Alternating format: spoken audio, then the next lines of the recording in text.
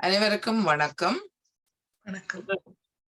இன்றைய தினம் நாங்கள் சர்வதேச மகளிர் தினம் அதனை கொண்டாடும் முகமாக இன்று 4 பெண்களை அழைத்திருக்கின்றோம். அவர்கள் ஒவ்வொருவரும் ஒவ்வொரு துறையிலே மிகவும் பாண்டித்யம் வாய்ந்தவர்களாக இருக்கின்றார்கள்.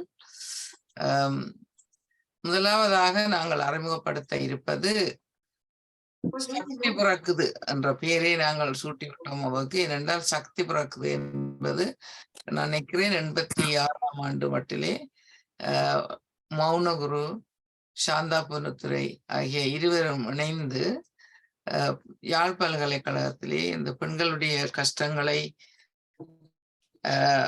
பார்த்து, அதாவது ராமநாதன் அகாடமி முழுதாகவே பெண்கள் என்ற மாதிரி தான் யாழ்ப்பாண பல்கலைக்கழகத்தினுடைய இந்த நாட்டிய கலைத்துறை, அதாவது எல்லா வகையான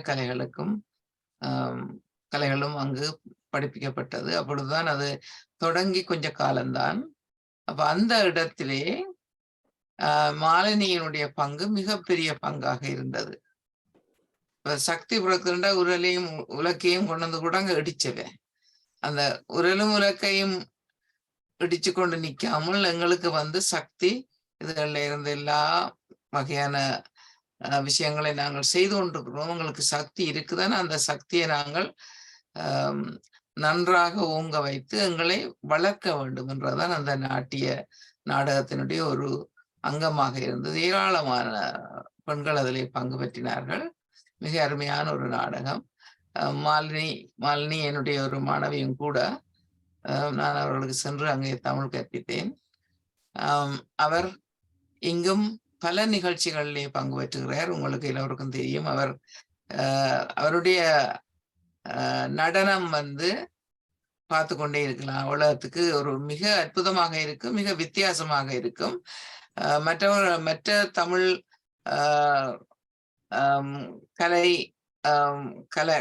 கலாவித்தகர்களுடைய நடன அமைப்புல இருந்து வித்தியாசமா இருக்கும். அரங்கேற்றமும் 1-2 தான் செய்திருக்கிறார். அது கூட மிக அற்புதமாகத்தான் செய்வார்.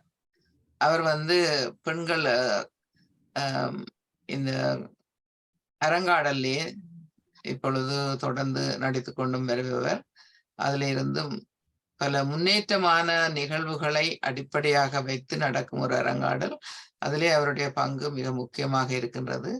எங்கு சென்றாலும் இப்பொழுது அந்த பறையிலும் ஒரு பங்கு ஆற்றி வருகின்றார்.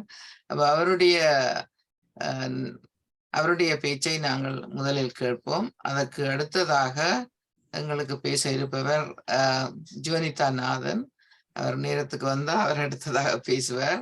ஜுவனிதா நாதனை நான் உங்களுக்கு அறிமுகப்படுத்தணும் இல்லை. அவர் சிட்டி கவுன்சிலராய் இப்பொழுது இருக்கின்றார். மார்க்கம் சிட்டி கவுன்சிலர்.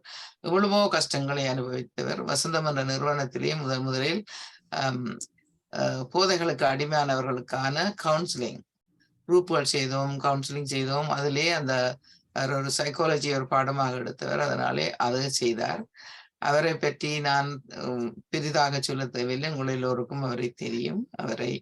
அவர் அரசியலில் பெண்களின் பங்கு என்ன, தான் நடந்து வந்த பாதையில் என்ன பிரச்சனை நடந்தது என்பதை பற்றி உங்களுக்கு அறிய தருவார்.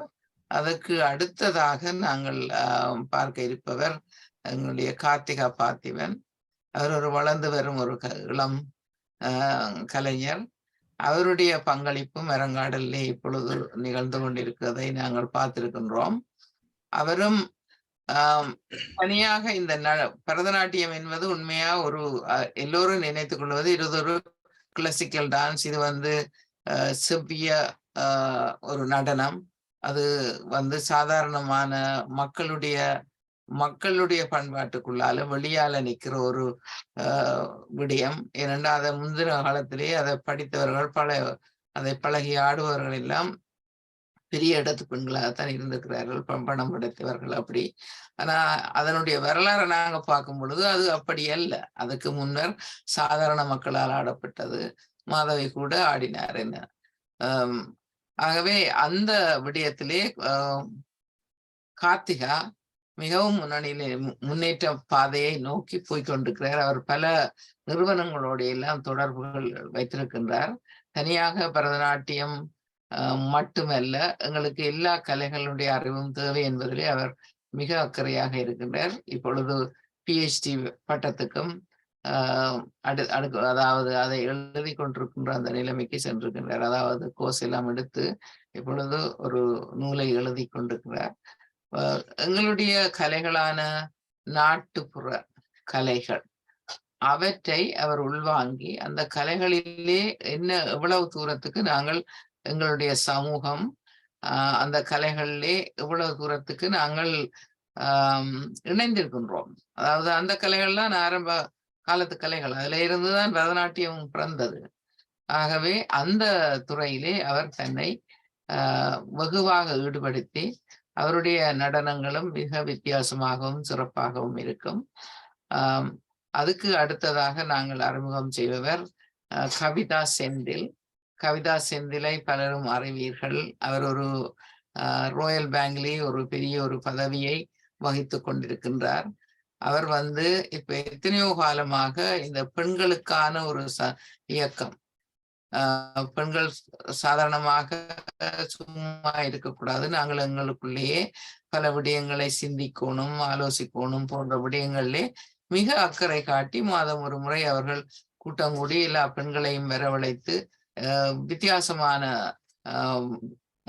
முறையிலே அவருடைய கூட்டம் போய்கொண்டிருக்கும். அதாவது புத்தி சொல்லும், அதே நேரத்துல அவர்களை வழிகாட்டிகளாக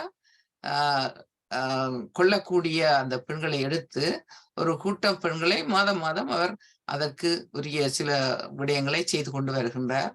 இப்பவும் வார 11ஆம் தேதி அவர் ஒரு பெண்கள் தினம் கொண்டாட இருக்கிறார் தன்னுடைய அந்த நிறுவனத்துக்கூடாக. அவருடைய அந்த பெண்கள் தினம் கொண்டாட்டத்திலே கூட அவர் பெண்களை அழைத்து அவர்களுக்கு எப்படி அவர்களுடைய அபிலாசைகளை முன்வைக்கலாம், என்னென்ன விடயங்களை செய்து தாங்கள் முன்னேறலாம் என்பதை அந்த முன்னேற்றம் அடைந்த பெண்கள் சிலரை அங்க அழைத்திருக்கிறார் பேசுவதற்கு. அதுல சிபிசியில இருக்கிற மஞ்சுளா, செல்வராஜா, மற்றது இன்னும் ஒரு பிள்ளை சந்தியா, இவர்கள் எல்லாம் முன்னணியிலே ஒரு லோயர் முன்னணியிலே நிற்கிறவர். அதனை சிறப்பாக செய்து தருவதற்கு சில்வியா பிரான்சிஸையும் அழைத்திருக்கின்றார். அப்ப அவருடைய இது ஹூட் அவென்யூல நடக்க போகுது, ஸ்வாகத் பேங்க்வெட் ஹால்ல. அவருடைய பங்களிப்பு மிக மிக முக்கியமானது. ஏனென்றால் எங்களுடைய பெண்கள் வீட்டுக்குள்ளேயே அடைஞ்சு கொண்டிருக்கிறது. ஆண்களை பற்றிய அதாவது நாங்கள் என்ன சமைக்கலாம், என்னத்தை செய்யலாம், பிள்ளைகளை எப்படி வளர்க்கலாம். இப்ப நாங்க கனடால பாக்க பிள்ளைகள் எல்லாம் பிள்ளை வருதுன்ற உடனே வேலையை நிப்பாட்டினோம். பிறகு அந்த பிள்ளைகளை தாங்கள் வளர்க்கணும்னு சொல்லி அந்த வேலைக்கு போறே இல்லை. ஆனா அந்த பிள்ளைகள் வளர்ந்து கொஞ்ச காலம் வேற அவர்களுக்கு என்ன செய்யறன்னு தெரியாது. அவர்கள் எத்தனையோ வகையான டிப்ரெஷன்லயே அவர்கள் திண்டாடுவதை நாங்க பார்க்கக்கூடியதா இருக்கிறது. ஏன்னா ஒரு கொஞ்ச காலம் அவர்கள் தங்களை ஒருக்கோணும், சாக்ரிஃபைஸ் பண்ணணும் என்ற அந்த அதற்காக தங்களை பூரணமாகவே தியாகம் செய்து அதுக்கு பிறகு எவ்வளவோ பிரச்சனைகள், எவ்வளவோ விவாகரத்துக்கள் போன்ற எத்தனையோ பிரச்சனைகளை எதிர்கொள்ள வேண்டிய ஒரு சூழலுக்குள்ளே இருக்கிறதை நாங்கள் பார்க்கக்கூடியது. ஆகவே இந்த இன்டர்நேஷனல் விமன் டே என்பது சர்வதேச மகளிர் தினம். இது உருவாகினதே அது ஒரு பெரிய வரலாறு. அந்த வரலாறு நீங்கள் எல்லாம் அறிந்திருப்பீர்கள். அமெரிக்காவிலேயே எவ்வளவோ சிக்கலுக்குள்ளே, அதாவது நம்ப ஒண்ணுக்கு போறது கூட இடம் இல்லை. இன்றைக்கு கூட எங்களுக்கு நாங்கள் இலங்கையில கொழும்புல இருந்து யாழ்ப்பாணம் போய்க்குள்ள பஸ்ல போனா எங்க பொம்பளைகள் நம்ம ஒண்ணு டாய்லெட்டுக்கு போறது, அப்படியான பிரச்சனை இன்னும் கூட இருக்குது. ஆகவே அந்த பிரச்சனைகளை எவ்வாறு முகங்கொள் கொண்டோம், அந்த கொண்டிருக்கிறோம் தங்களுடைய வாழ்க்கை வரலாறு கூடாக இவர்கள் சில விடயங்களை எங்களுக்கு சொல்ல வருகிறார்கள். முதலாவதாக நான் அழைப்பது மாலினி பரராஜசிங்கம். அவர் தன்னுடைய விடயங்களை பற்றி கூறுவார். இதற்கு பிறகு நான் ராஜினியிடம் என்னுடைய இந்த கைங்கரியத்தை கொடுக்கிறேன். நான் பார்த்து கொண்டிருப்பேன். எனக்கு ஒரு பெரிய ஒரு இயலாமை கொண்டு வந்ததாலே கொஞ்சம் கஷ்டமா இருக்கு இன்னைக்கு. நன்றி. அனைவருக்கும் நன்றி. ராஜினி இதனை தொடர்வார். நன்றி. அனைவருக்கும் வணக்கம். மார்ச் மாதம் 8ஆம் தேதி உலகம் முழுவதும் மகளிர் தினமாக, சர்வதேச மகளிர் தினமாக கொண்டாடப்படுகின்றது. இன்று வசந்தம் உளவள துணை நிலையம் அதற்கு பொறுப்பாக இருக்கும் நிறுவனர் பார்வதி கந்தசாமி அவர்களை நான் முதற்கண் அவர்களுக்கு வணக்கம் தெரிவித்துக் கொண்டு, இந்த இணைப்பிலே இணைந்திருக்கும் அனைவருக்கும் எனது வணக்கத்தை கூறிக்கொண்டு எனது சிற்று உரையை ஆற்ற இருக்கின்றேன். அன்றைய காலத்தில் தான் பெண்கள் வீட்டுக்குள்ளே இருந்தார்கள், அதுவும் முடங்கி இருந்தார்கள். ஆனால் இன்று அந்த நிலை மாறி அனைத்து துறைகளிலும் பெண்கள் சாதித்து வருகின்றனர் என்பதுதான் எனது கருத்து. ஆண் ஆதிக்க சமுதாயத்திலிருந்து பெண்களுக்கான உரிமைகளை வென்றெடுத்த நாளாகத்தான் இந்த மகளிர் தினம் கொண்டாடப்படுகின்றது. ஆனால் என்னை பொறுத்தவரை இன்னும் பல பெண்கள் முடங்கப்பட்டுத்தான் இருக்கின்றனர். பெண் அடிமைத்தனம் எங்கு இருக்கின்றதோ அங்குதான் பெண் சுதந்திரம் மற்றும் பெண்கள் எழுச்சி தேவைப்படுகின்றது. மகளிர் தினத்தை பெண்கள் மட்டும் கொண்டாட வேண்டும் என்று அல்ல, ஆண்களும் இணைந்து கொள்ள முடியும். அதற்கு முதல் புரிந்துணர்வு இருக்க வேண்டும். அடுப்பூதும் பெண்களுக்கு படிப்பு எதற்கு என்ற நிலை மாறி இன்று கற்றவர்கள் சென்ற இடமெல்லாம் சிறப்பு என்ற பழமொழிக்கேற்ப அனைத்து துறைகளிலும் பெண்கள் பல சாதனைகளை படைத்து வருகின்றனர். நான் 1986ஆம் ஆண்டு கலாநிதி மௌனகுரு அவர்களுடைய பேராசிரியர் கலாநிதி மௌனகுரு அவர்களுடைய வழிநடத்தலை, எனது குரு சாந்தா பொன்னுத்துரை அவர்களினுடைய வழிநடத்தலை இந்த சக்தி பிறக்கிறது என்னும் பெண்கள் அடக்குமுறையில் இருக்கும் ஒரு நாட்டிய நாடகமாக செய்திருந்தார். அதிலே எனது பங்கு ஒரு மலையக பெண்ணாக, தேயிலை கொழுந்து பறிக்கும் ஒரு பெண்ணாக நான் அதில் நடித்திருந்தேன். அங்கு அந்த ஆண் ஆதிக்க வர்க்கம், மேல்தட்டு வர்க்கத்தில் இருக்கும் ஆண்கள் பெண்களை அடக்கியாளும் தன்மையில் அங்கே அது காட்டப்பட்டது. அது ஒரு இடம் மாத்திரமல்ல, நெசவு செய்யும் இடங்களில் கூட. இது எல்லாம் நான் 86ஆம் ஆண்டு கதையை சொல்லுகின்றேன். ஆனால் இன்று பல விடயங்கள் மாறி இருக்கின்றன. அப்பொழுது அந்த பெண்களை வேலை முடித்த பின் ஏன் வீட்டுக்கு வரையலாது என்று கஞ்சாடையாக சொல்லுவதும், அந்த பெண்கள் திருப்பி கதைக்க முடியாத ஒரு சூழ்நிலையில் நசுக்கப்பட்ட தன்மையும், பாடசாலைக்கு செல்லும் மாணவர்களை ஆண்கள் சீண்டி பார்ப்பதும், பலாத்காரம் செய்வதும், இப்படியான பல விஷயங்களை, வீட்டிலே ஒரு ஆண் பெண்ணை அடிமைப்படுத்துவதும், தன்னுடைய சொல்லுக்கு கீழ்ப்படியாவிட்டால் அதை அடித்து உதைத்து அவர்களை சித்திரவதை வன்ம முறையிலே பாவிப்பதும், இப்படியான விடயங்களை பல விதமான முறையிலே அந்த சக்தி பிறக்கிறது நாட்டிய நாடகத்திலே நாங்கள் செய்திருந்தோம். அதை மௌனகுரு அவர்கள் தயாரித்து வழங்கியிருந்தார்கள். அந்த வகையிலே நான் அடுத்ததாக அதுல இருந்து சில விஷயங்களில் இன்னும் பல விடயங்களையும் தொட்டு செல்லலாம் என்று இருக்கின்றேன். மாற்றங்கள் எப்படி வந்திருக்கின்றன என்பதை சொல்ல விரும்புகின்றேன். ஆண் ஆதிக்கத்திற்கு எதிரானவர்கள் அல்ல நாங்கள். பெண்மையை போற்றும் விதமாக வேலு நாச்சியார், அன்னை தெரேசா, இப்படியான பல பெண்கள், இன்னும் எத்தனையோ பெண்கள் இருக்கின்றார்கள், சாதனை படைத்திருக்கின்றார்கள். பெண்களை எப்பொழுதும் ஆண்களுக்கு நிகராக பார்ப்போமானால் பெண்களுக்கு எந்த பாதிப்பும் வருவதற்கு இடமில்லை என்பது எனது கருத்து. ஆண்கள் பெண்களை அவமதித்தால், அடக்கியாள நினைத்தால், என்று பெண்கள் தங்களுடைய பிரச்சனைகளை எடுத்து பேச நினைக்கிறார்களோ அங்குதான் எங்களுக்கான சுதந்திரம் தொடங்குகின்றது. அவர்கள் எழுதி தயாரித்த, அதாவது மௌனகுரு அவர்கள் எழுதி தயாரித்த அந்த நாட்டிய நாடகத்திலே இப்படியான விடயங்களை தொட்டு செல்லுகின்றார். அடுத்ததாக ஆதிக்க வர்க்க ஆண்மையால் பெண்கள் அடக்குமுறைக்கு தள்ளப்படுகின்றனர். பெண்கள் பிரச்சனைகளை பெண்களே முதலில் பேச வேண்டும். பெண்ணாய் பிறந்த குற்றத்திற்காக பேசாது ஊமையாயிருப்பதா? இல்லை. அதிலிருந்து விடுபடுவதா? தாயாக, மகளாக, மனைவியாக, தோழியாக, எத்தனையோ விதமாக பெண்கள் உருவெடுக்கின்றார்கள். தமது உரிமைக்காக மாத்திரமல்லாது உலக நன்மைக்காகவும் போராடுகின்றார்கள் பெண்கள். பெண்கள் பலவீனமானவர்கள் என்று நினைப்பது தவறு. அந்த எண்ணம் மாற்றப்பட வேண்டும். பெண்கள் யாருக்கும் சளைத்தவர்கள் அல்ல. பல் துறைகளிலும் சாதித்த வண்ணமே உள்ளனர். அடக்க அடக்க அடங்கி வாழ்ந்த காலம் மாறிவிட்டது என்ற நிலையில் இன்னமும் கேள்விகள் இருக்கத்தான் செய்கின்றன. ஆண் ஆதிக்க சமுதாயத்தில் பெண்களை பல துறைகளில் இழிவுபடுத்தும் ஆண்கள் எந்த ரகத்தில் நாம் சேர்ப்பது? இந்த நிலை மாற வேண்டும்.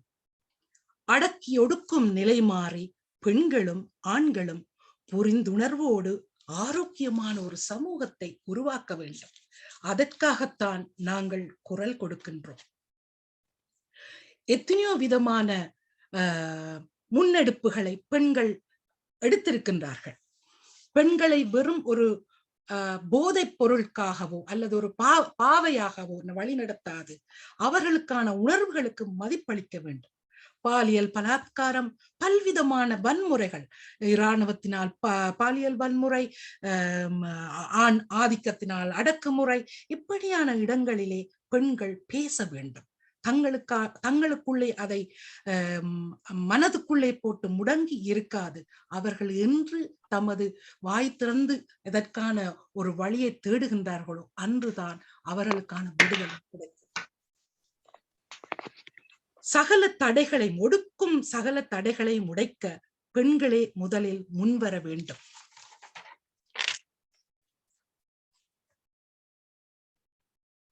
மாதர் தம்மை இழிவு செய்யும் மடமையை கொளுத்துவோம். வைய வாழ்வு தன்னில் எந்த வகையிலும் நமக்குள்ளே தாதர் என்ற நிலை மாறி ஆண்களோடு பெண்களும் சரி நிகர் சமானமாக வாழ்வோம் இந்த நாட்டிலே என்று பாரதி அன்று சொல்லி வைத்தார். அடக்குமுறை, குடும்ப வன்முறை, பாலியல் தொல்லை, ஆண் ஆதிக்க அடக்குமுறை, கருச்சிதவை, இப்படிப்பட்ட பல விடயங்கள் பெண்கள் எதிர்நோக்குகின்றார்கள். இந்த நிலை மாறி இதற்கான விழிப்புணர்வை நாம் செயற்படுத்திக் கொண்டே இருக்க வேண்டும். தற்போது இணையவழி ஊடாக கூட பெண்கள் பாதிக்கப்படுகின்றார்கள். இந்த வன்முறை நாம் பேசப்படாவிட்டால் என்று நமக்கான சுதந்திரம் கிடைக்கும் என்ற கேள்வியை நான் முன்வைக்கின்றேன். வருங்காலத்தில் தலைமுறையினருக்கு நாம் பாலின சமத்துவத்தை உணர்த்தி வளர்க்க வேண்டும். அதன் முக்கியத்துவத்தை சொல்லிக் கொடுக்க வேண்டும். உதாரணமாக நான் எனது வாழ்க்கை இன்று மாறி இருப்பதற்கு காரணம், நான் ஒரு தனி பெண்ணாக எனது குழந்தையை இந்த ஆண் ஆதிக்க வர்க்கத்திலிருந்து விடுபட்டு நான் இன்று ஒரு தனி பெண்ணாக இன்று எனது பிள்ளையை வளர்த்து ஒரு இந்த சமூகத்திற்கு பல விடயங்களை, என்னால் ஆன விடயங்களை, அது நடனமாக இருக்கட்டும், நடன அழுக்கியர்கள் ஊடாக கூட, நாடகத்தின் ஊடாக கூட, அல்லது இசைத்துறையிலே அதிலே இருக்கின்ற புதுவிதமான விடயங்களை புகுத்தி செய்து கொண்டிருக்கின்றேன். காரணம், நான் பேசாவிட்டால் எனக்குள்ளே அது இருந்து என்னை மன உளைச்சலுக்கு தள்ளும். அதனாலே இந்த மகளிர் தினத்திலே நாம் முன் வந்து ஒவ்வொரு பெண்களாக பேச வேண்டும் என்று கூறிக்கொண்டு இந்த சந்தர்ப்பத்தை அளித்த வசந்தம் உளவள துணை நிலைய அமைப்புக்கு நன்றி கூறி விடைபெறுகின்றேன். நன்றி. நன்றி மாலினி அக்கா. மிகவும் உணர்வோடு, ஆளுமையாக, பட்டறிவோடு நீங்கள் இதை வெளிக்கொணர்ந்திருக்கிறீர்கள். பல விடயங்கள், சுய அனுபவத்தையும் அதுக்குள்ளே நீங்கள் துணிவோடு கொண்டு வந்தது பாராட்டுதற்குரியது, மற்றவர்களையும் உற்சாகப்படுத்துகின்றது. அடுத்ததாக வனிதா நாதன் இன்னும் வரவில்லை நினைக்கின்றேன், வரவில்லை. அடுத்ததாக கார்த்திகா பார்த்திபன், களம் உங்களுடையது. நன்றி அக்கா.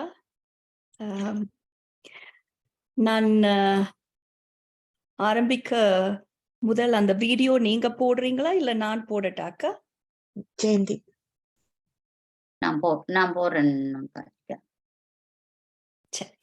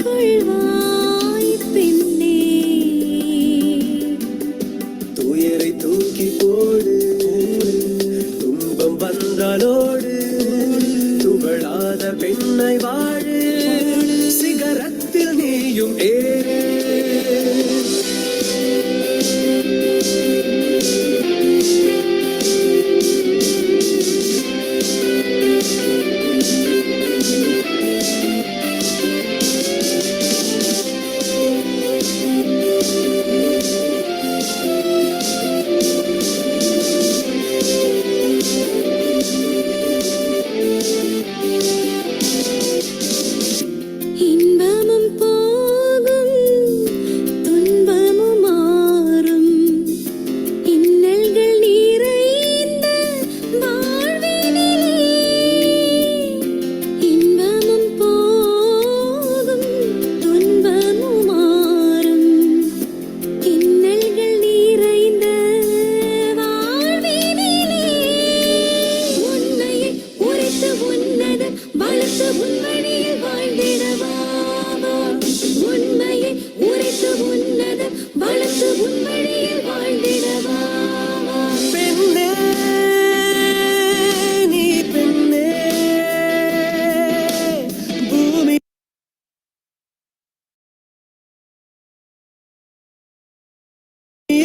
எங்கும் சென்றாலும் ஓ எங்கேயும் எங்கேயும் உன்னை விளக்கியே மிதித்தாலும் நீ மீண்டும் வந்து பூமியை ஆண்டிட வேண்டும் பெண்ணே.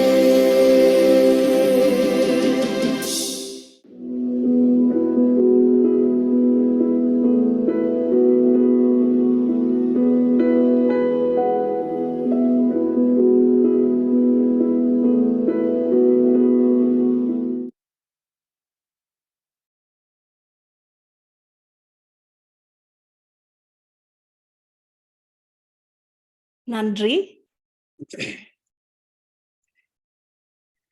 மங்கையராய் பிறப்பதற்கே நல்ல மாதவம் செய்திடல் வேண்டும் அம்மா என்று பெண்மையை போற்றிய கவிமணி தேசிக விநாயகம் பிள்ளை அவர்களின் வார்த்தைகளோடு உங்கள் அனைவருக்கும் என்னுடைய மாலை வணக்கம். நீங்க இப்ப பார்த்த வீடியோ இன்றைக்குதான் இந்த டான்ஸ் கவர், இந்த பாட்டு எல்லாம் புது ப்ரொடக்ஷன். இதுக்கண்டே செய்து லாஸ்ட் இயர் நாங்க வீடியோ செய்து டான்ஸ் கவர். இன்றைக்கு இந்த வசந்தம் உளவளத்துறை துணை நிலையத்துக்கூடாகத்தான் இதை முதல் நான் லான்ச் பண்ணியிருக்கிறேன். அந்த பெருமையோட தேங்க்யூ பார்வதி ஆண்டி அந்த ஆப்பர்ச்சுனிட்டிக்கு. இது பிறகு நாங்கள் கூட யூடியூப் சேனல்ல போட்டு எல்லாருக்கும் பப்ளிக் பண்ண இருக்கிறேன். கலையில் ஆளுமை என்னுடைய தலைப்பு. பெரும்பாலான உங்கள் எல்லோருக்கும் என்ன தெரியும், நடனத்துறையில நான் இருக்கிறேன். கலையில் ஆளுமை என்னுடைய இந்த கலை பரதக்கலை அது மட்டும் இல்லாமல் மற்ற எல்லா கலைகளையும் நான் இதுக்குள்ள உள்ளடக்கிறேன். நாங்கள் எல்லோரும் இந்த புலம்பெயர் சமூகத்துல எங்கட இந்த டிரான்ஸ்ஃபர்மேஷன்ன்றது ஒரு பெரிய நீண்ட தூரம். அந்த ஒரு புலம்பெயர் சமூகத்துல நாங்க இன்றைக்கு வந்து நிறைய ஏற்ற தாழ்வுகள் இறக்கங்கள் எல்லாத்தையும் சந்திச்சு இன்றைக்கு எங்கட சமூகம் ஒரு நல்ல நிலையில நாங்கள் நல்ல உயர்ந்து ஒரு நல்ல நிலையில இருக்கிறோம். அப்படி நாங்க இருக்கிற இந்த பட்சத்துல இன்னமுமே எங்களுக்கு தேவையான விஷயங்கள் இன்னும் எங்களுக்கு தேவையின்ற அதிகமும் இன்னும் நீடிச்சு கொண்டு தான் இருக்கு. இந்த நேரத்துல பெண்கள் நாங்கள் எல்லா விஷயத்தையுமே எல்லா சுமைகளையுமே எல்லாத்தையுமே சுமக்கிற ஒரு பெரிய சக்தியாகத்தான் நாங்கள் எல்லோரும் இருக்கிறோம். எங்களுக்கு எங்கள் ஒவ்வொருவருக்கும் ஒரு ஆற்றுகைப்படுத்தல், அதாவது இந்த ஆற்றுகைப்படுத்தல் என்ற இந்த வார்த்தையே நான் எப்படி பார்க்கிறேன்டா எங்களோட இனத்துக்கே அது கொஞ்சம் தள்ளித்தான் இருக்கு. ஏண்டா நாங்க ஹீலிங்ன்றதை யோசிக்கிறது இல்லையே. யோசிக்க முதலே எங்களுடைய அடுத்த அடுத்த அடுத்த அடுத்த ஒவ்வொரு விஷயங்களும் எங்களை தள்ளி தள்ளி தள்ளி தள்ளி தள்ளி குடும்பம், சூழ்நிலை, எங்கட பிள்ளைகள் எல்லா பெரும் சுமைகளையும் எங்கட தோள்கள்ல போட்டு போட்டு அடுத்த கட்டத்தை நோக்கி ஓடிக்கொண்டே இருக்கும் போது எங்களுக்கான இந்த ஹீலிங்கை நாங்க அப்படியே சில நேரத்துல விடுறோம். அந்த விட்டு விட்டு போக்குள்ள ஒரு கட்டத்துல நாங்க வந்ததுக்கு பிறகு திரும்பி பார்க்கக்குள்ள என்ன நாங்க செய்திருக்கக்குள்ள நிறைய விஷயங்களை நாங்க எங்களுக்கு தேவையான விஷயங்களை சின்ன சின்ன விஷயங்களை நாங்க மிஸ் பண்ணியிருப்போம், இழந்திருப்போம். அப்படியான இந்த ஆற்றுகைப்படுத்தல் இந்த கலைகளுக்கு ஊடாகத்தான் இந்த சமூகத்துக்கு கொடுக்கப்பட்டிருக்குது. கலைகளே வந்து ஒரு பெரிய ஹீலிங் தெரப்பி தான். அது பாட்டாக இருக்கட்டும், அது டான்ஸாக இருக்கட்டும், அது எதுவாக இருந்தாலும் இதுதான் பெரிய ஒரு ஹீலிங்காக இன்றைக்கு எல்லாருக்குமே இது இருக்கிறது. இப்படியாப்பட்ட இந்த கலைகளை வந்து இன்றைக்கு டொரண்டோல இருக்கிற எத்தனையோ திறமை மிகுந்த ஆசான்கள் அவங்களோட பிள்ளைகளுக்கு நல்ல வடிவா அத அடுத்த கட்டத்தை நோக்கி சொல்லி கொடுக்குறாங்க. அதுல எப்படி எங்களோட அடையாளங்கள், எங்களுடைய பாரம்பரியங்கள் எல்லாத்தையும் சொல்லி தர்றாங்க. பெற்றோர் நீங்க அதை ஊக்கப்படுத்துறீங்க, உங்களோட பிள்ளைகளுக்கு கொடுக்குறீங்க, உங்களோட பேர பிள்ளைகளை நீங்க புஷ் பண்றீங்க அதை செய்ய சொல்லி. அது ஒரு சின்ன உந்துதலோட தான் அந்த பிள்ளைகளுக்கு போகுது. ஏன்னா ஆரம்பத்துல நிறைய பேருக்கு அதை பற்றி அதோட பக்குவம் தெரியறது இல்ல. ஆனால் அவர்கள் என்ன தங்களோட ஆசான்கள் சொல்றாங்களோ, தங்களோட பெற்றோர் என்ன சொல்றாங்களோ அதை கேட்டு அந்த கலைகளை கற்றுக்கொண்டு போறாங்க. ஆனாலும் அவங்க இங்க பிறந்து வளர்ந்த பிள்ளைகள் என்றபடியா அவையில் ஒரு இருதலை கொள்ளி எறும்பு போல 2 பக்கமும் தான் இருக்கிறாங்கன்னு நான் பார்க்கிறேன். அப்ப சில நேரத்துல சில விஷயங்களை அவங்களால அடுத்த கட்டத்துக்கு எடுத்துக்கொண்டு போக முடியாத ஒரு சூழ்நிலை அவங்களுக்கு மாற்றப்படுது. மற்றது எங்கட ஒரு சமூகத்துல ஒரு ஒரு ஒரு ஒரு ஒரு நம்பிக்கை ஒன்று இருக்கு. என்னன்னா, படிச்சா டாக்டர், என்ஜினியர் இப்படியான போஸ்ட்களை மட்டுமே எய்ம் பண்ணி படிக்க வேணும், இதை மட்டுமே தானு சொல்லி நாங்க எங்களுக்குள்ள ஒரு பெட்டியை போட்டு எங்கட பிள்ளைகளையும் அதே நோக்கத்துல கொண்டு போறோம். இல்லை, இன்றைக்கு காலம் மாறிவிட்டது. காலம் எங்கேயோ நாங்க போய்கொண்டிருக்கிறோம். எத்தனையோ இதுகளை கடந்து போய்கொண்டிருக்கிறோம். இங்கேயே எத்தனையோ யூனிவர்சிட்டிஸ்ல எவ்வளோ டான்ஸுக்கான ப்ரோக்ராம்ஸா இருக்கட்டும், மியூசிக்கான ப்ரோக்ராம்ஸா இருக்கட்டும், எத்தனையோ விஷயங்கள் இருக்கு. அதை கற்கிற பிள்ளைகள் ஒவ்வொருத்தரும் பெரிய பெரிய அளவுல ஒரு ஆர்ட்ஸ் கவுன்சிலா, ஒரு ஒரு ஒரு பெரிய தியேட்டர் ப்ரொடக்ஷனா, தியேட்டர் கம்பெனிஸா, அப்படி கணக்கு விஷயங்கள்ல அவங்கள பரிணாமப்படுத்தி இன்னும் மேல போறதுக்கு நிறைய வாய்ப்புகள் இருக்கு. அது ஒன்று சில நேரம் தெரியறது இல்லையா? இல்ல அதை பற்றிய ஒரு ஒரு ஒரு இதை நாங்க பிள்ளைகளுக்கு கொடுக்காம அவையில வேறொரு பக்கத்துல அவங்கள அனுப்பி கொண்டிருக்கிறோமான்றது எனக்கு ஒரு பெரிய கனகால ஒரு இதாவே ஒரு வேதனையாவே இருக்கு. நாங்கள் அது நான் நினைக்கிறேன், பெற்றோர் நாங்களும் அறிந்து கொள்ள வேணும். அதே மாதிரி ஆசிரியர்களும் நாங்கள் எங்களை அப்டேட் பண்ணி அடுத்த கட்டத்துக்கு போக வேணும்.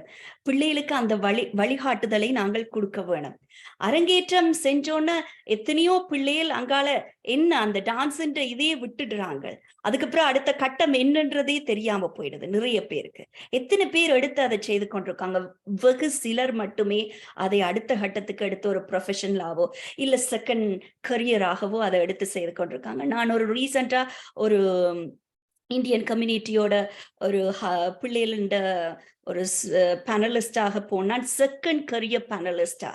ஸோ அவங்க என்கிட்ட கேட்ட விஷயம், எப்படி உங்களோட கரியர்ல நீங்க சக்சீட் பண்றீங்க as a academic person. So அந்த விஷயங்கள் எல்லாமே இன்றைக்கு நிறைந்து போயிருக்கிறது.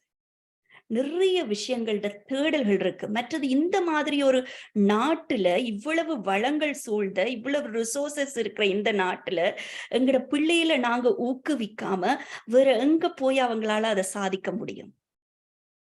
அப்ப இந்த மாதிரியான ஒரு தருணத்துல அந்த ஆளுமை மிக்க பிள்ளைகளா எங்கட கலைகள் இல்ல அவங்க இன்னும் திறமையாக வர்றதுக்கு நீங்களும் பெற்றோரும் அதுக்குண்டான வழிகளை ஆசான்களும் என்ன போல மற்ற டீச்சர்ஸும் எல்லாருமே அதை நாங்க சரியான வழிகளை ஒருவேளை அவங்களுக்கு காட்டினால், அந்த வேஸ் என்ன மாதிரி போகுது, எந்தெந்த யூனிவர்சிட்டியில எந்த ப்ரோக்ராம்ஸ் இருக்குன்றதை நாங்கள் காட்டினால் ஒருவேளை அவங்களுக்கு போறதுக்கு ஒரு வழி பிறக்கலாம் என்று நான் நினைக்கிறேன்.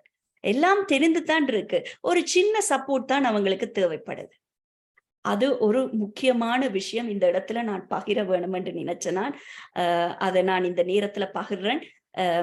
ஏனென்றால் இது ஒரு தேவையான, நான் இப்ப அந்த இடத்துல இருக்கிறபடியா ஒரு தேவையானதா இருக்குது.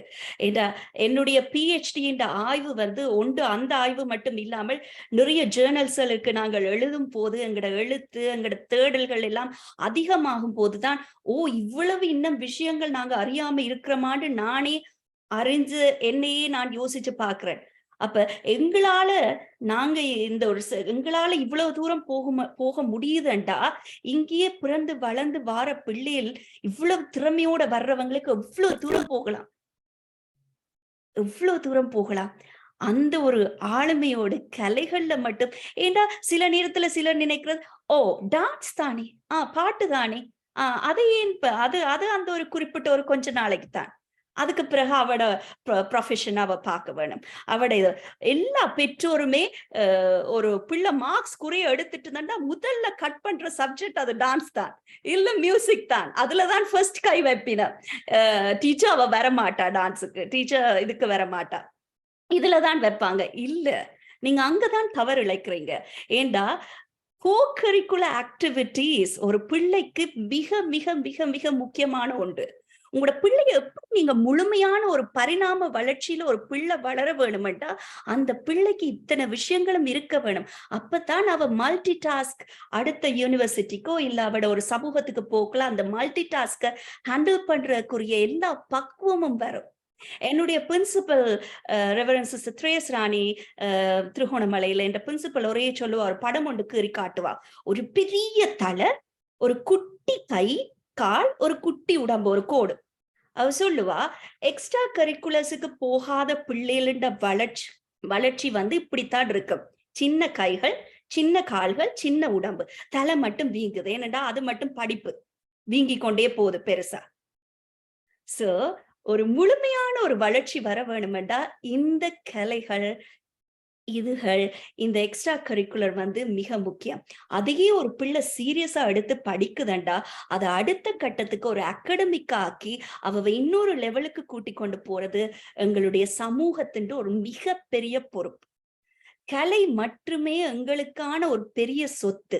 அதால மட்டும்தான் ஒரு மனுஷன் எல்லா விஷயத்தையும் மாற்றவோ ஒரு சமூகத்துக்கு சொல்ல வேண்டிய கருத்தை நாங்க கொடுக்கவோ முடியுமெண்டா அது இந்த கலைகளுக்கு கூடாக மட்டும்தான். அப்ப இப்படியான கலைகளை இந்த மாதிரி இன்றைக்கு எனக்கு தெரிஞ்சு வசந்தம் பார்வதி ஆண்டி சீனியர்ஸுக்கு மட்டும் அல்லாது எத்தனையோ அவங்களுடைய ஒவ்வொரு செஷன்ஸ்களும் எங்களை போன்ற இளைஞர்களுக்கு கூட அது மிக முக்கியமான செஷன்ஸ்கள் கூட இருக்குது.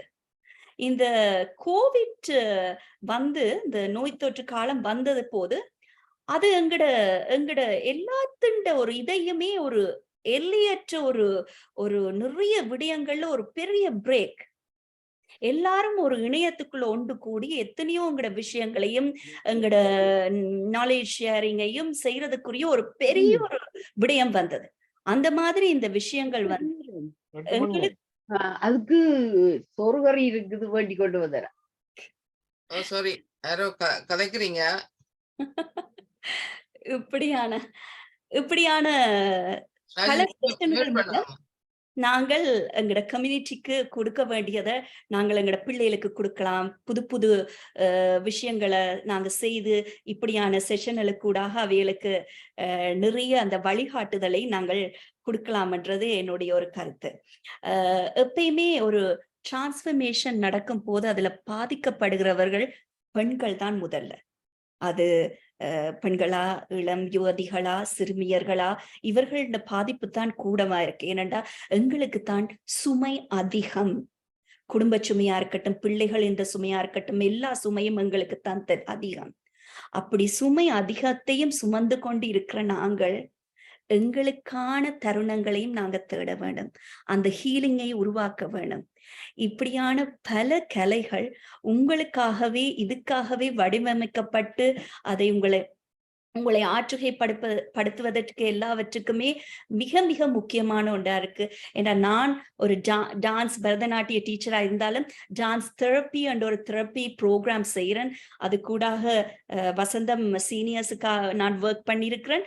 இன்றைக்கு இந்த போட்ட வீடியோவுல கூட ஆடுறது உங்களோட வசந்தம் சீனியர்ல ஒரு ஆள் எங்கட செல்லம்புத்த அம்மா, அவவையும் அதுல நான் ஆட பண்ணினான்.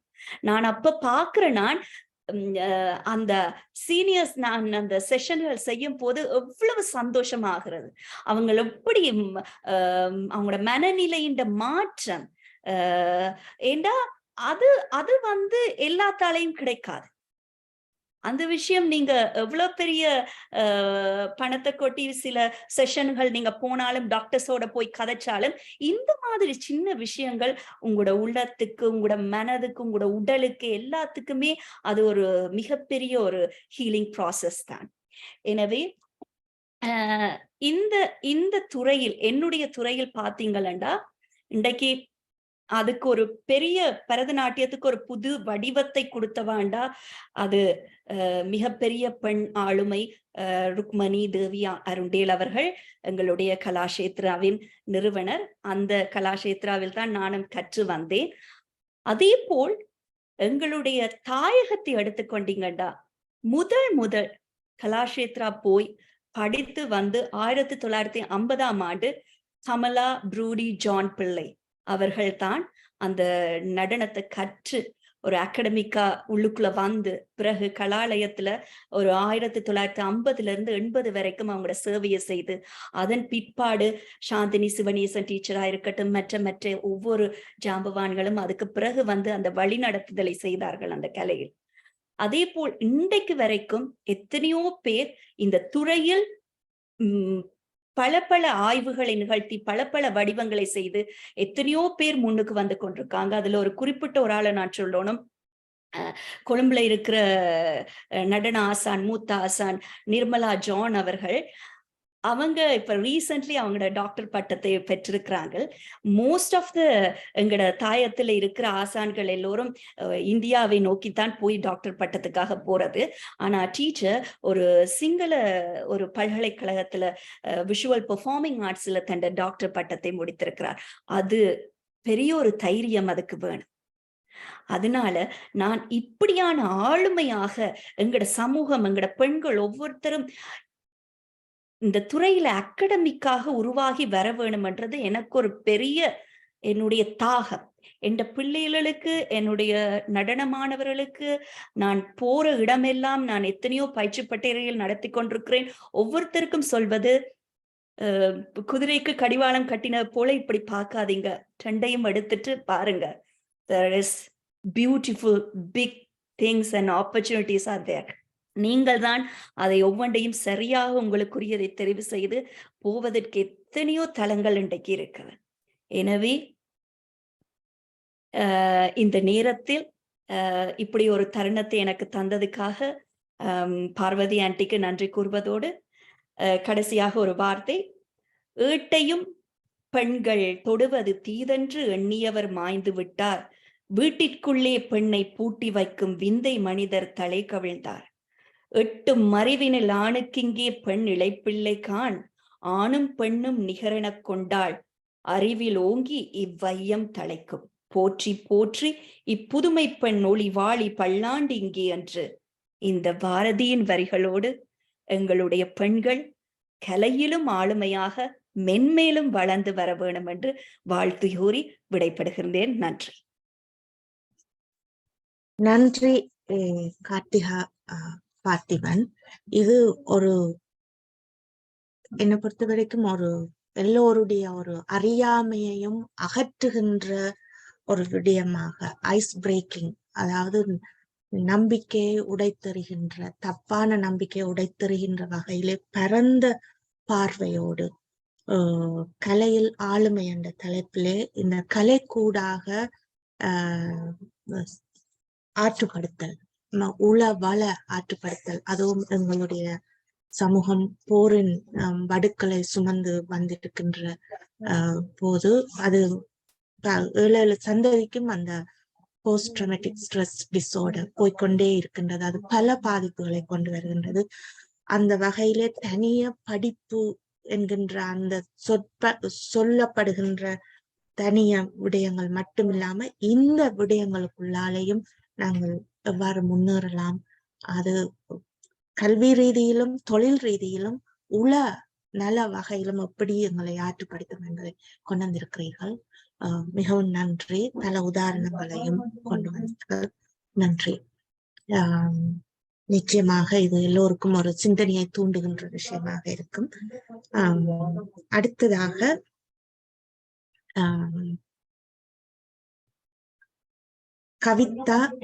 கவிதா செந்தில் வர்த்தக வித்துவம் என்ற தலைப்பிலே உரையாற்றுவார். பார்வதி ஆண்டி அவருக்கான அறிமுகத்தை முதலில் தந்துவிட்டார். நாங்க கல்வியா செல்வமா வீரமாண்டு சரஸ்வதி பூசையிலே கொண்டாடுவோம். ஆனா பெண்கள் செல்வத்தோடு வருவதை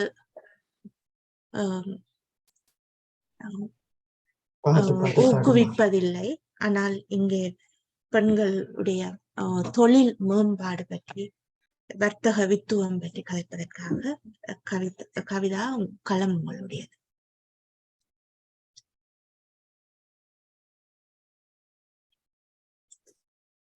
நன்றிகள் சகோதரி. வணக்கம். இந்த இணையத்தினூடாக இணைந்திருக்கின்ற அத்தனை பேருக்கும், முதலில் பார்வதி அக்காவுக்கும் வசந்தம் தமிழ் உளவள துணை நிலையத்திலே பணிபுரிகின்ற அத்தனை பேருக்கும் எனது முதல் கண் வணக்கத்தை தெரிவித்துக் கொண்டு, இந்த உலக பெண்கள் தினமாகிய, அதாவது சர்வதேச பெண்கள் தினமாகிய இன்று மார்ச் 8ஆம் தேதி தான் சர்வதேச பெண்கள் தினம். அதையொட்டி நாங்கள் இந்த இணையத்தினூடாக இத்தனை பேரும் இணைந்திருந்து பெண்கள் இந்த உலகத்திலே எப்படி நாங்கள் முதல் பேசிய கார்த்திகா பார்த்தீவனாக இருக்கட்டும், மாலினி பரராஜசிங்கமாக இருக்கட்டும், மிகவும் அருமையாக பல விடயங்களை அவர்கள் எடுத்து கூறியிருந்தார்கள். அவர்கள் தங்களுடைய அந்த ஆளுமைக்கு ஏற்ற மாதிரி தங்களுடைய அந்த துறையினூடாக எப்படி பெண்கள் ஆளுமையாக இருக்க முடியும் என்று மிக அழகாக எடுத்து கூறினார்கள். நானும் என்னுடைய துறையிலே, அதாவது வர்த்தக துறையிலே எப்படி பெண்கள் நாங்கள் எங்களுடைய ஆளுமையை நிலைநாட்ட முடியும் என்ற முடியாது என்று எதுவுமே இல்லை. பெண்கள் நினைத்தால் முடியும் என்ற அந்த அந்த வசனத்தோடு வர்த்தகத்துறையாக இருக்கட்டும், நாங்கள் எங்களுடைய நாட்டிலே அங்கிருந்து வந்தபோது நான் எல்லாம் இங்கே வரும்பொழுது 22 வயதிலே வந்த நான் கனடாவுக்கு. அப்பொழுது நாங்கள் நான் இந்த நாட்டுக்கு வந்தபோது எங்களுக்கான வழிகாட்டியாக எவருமே இருக்கவில்லை. நான் என்னுடைய உதாரணத்தை கொண்டே நான் உங்களுக்கு அந்த வர்த்தகத்துறையிலே நாங்கள் எப்படி வரலாம், எங்களை நாங்கள் எப்படி வளர்த்து கொள்ளலாம். நான் இந்த நாட்டுக்கு 88ஆம் ஆண்டு வந்தபோது இங்கே எங்களுக்கு யாரும் வழிகாட்டுவதற்கு, இப்ப பல பேர் இருக்கிறார்கள், பல வழிகளிலே நீங்கள் இதை செய்யலாம் அதை செய்யலாம் என்று. நான் வரும்போது மிகவும் ஒரு சிறிய வயசிலே வந்து என்னுடைய முயற்சியாலேயே நான் எனது அங்கே பல்கலைக்கழகத்தில் எனது படிப்பை தொடர முடியாமல் இடையிலே நிறுத்திவிட்டு வந்தனால் அந்த ஒரு வைராக்கியம் என்னிடம் இருந்தது. நான் இங்கே வந்து மறுபண்ணி வந்தனான், கல்யாணம் கட்டி வந்தனான். ஆனா வந்த உடனேயே தெரிந்தானே நாங்கள் குழந்தைகளை பெற வேண்டி வரும். வந்த உடனே நான் பேங்க்ல எனக்கு வேலை கிடைச்சது. அப்படி இருந்தும் நான் அந்த வேலையை குழந்தைகளோடு என்னுடைய அந்த முயற்சி, அதாவது எங்களுக்கு ஒரு வைராக்கியம், எங்களுடைய பெண்களுக்கு ஆண்களை விட பெண்களுக்கு வைராக்கியம் கூட. அதாவது ஒரு பிடிவாதத்தை பிடித்தோம்னா அதை நாங்கள் செய்தே ஆகும். அந்த வைராக்கியம் எனக்கு இருந்தபடியால் நான் என்னுடைய படிப்பை இங்கே தொடர்ந்தேன். நான் அங்கே நாட்டிலே இருக்கும் பொழுது நான் செய்தது வந்து பயோசயின்ஸ். நான் இங்கே வந்தபோது எனக்கு அந்த பயோசயின்ஸ் செய்கிறதுக்கு வழிகாட்டியாக எவருமே இருக்கவில்லை. ஸோ நான் ஏதாவது ஒரு துறையை எடுத்து அதிலே முன்னேற வேண்டும் என்று சொல்லி நான் இங்கே வர்த்தகத்துறையிலே படித்தேன். வர்த்தகத்துறையிலே படித்து வங்கியிலே வந்து எனக்கு வேலை கிடைத்தபடியாலே நான் வர்த்தகத்துறையை எடுத்துக்கொண்டேன். வர்த்தகத்துறையிலே படித்து எனது பல்கலைக்கழக படிப்பு முதலிலே காலேஜை முடித்தேன், பிற பல்கலைக்கழகத்தை முடித்தேன். ஆனால் அத்துடன் நிற்கவில்லை. எனது குழந்தைகளையும் பெற்று 3 குழந்தைகளையும் வளர்த்து நான் என்னை வளர்த்தெடுத்தேன். அதாவது பெண்கள் நாங்கள் முன்னேறி கொண்டு வருகின்ற பொழுது இன்று கூட பெண்கள் வந்து நாங்கள் வர்த்தகத்திலேயோ அல்லது எந்த துறையிலே நாங்கள் முன்னேறி கொண்டு போனாலும் எங்களுக்கு பல தடைகள் இருக்கின்றன. நாங்கள் சொல்லலாம், நாங்கள் மகளிர் தினத்தை கொண்டாடுகிறோம், எங்களுக்கு உரிமை கிடைத்து விட்டது, பெண்கள் உரிமையானது நிச்சயமாக இல்லை.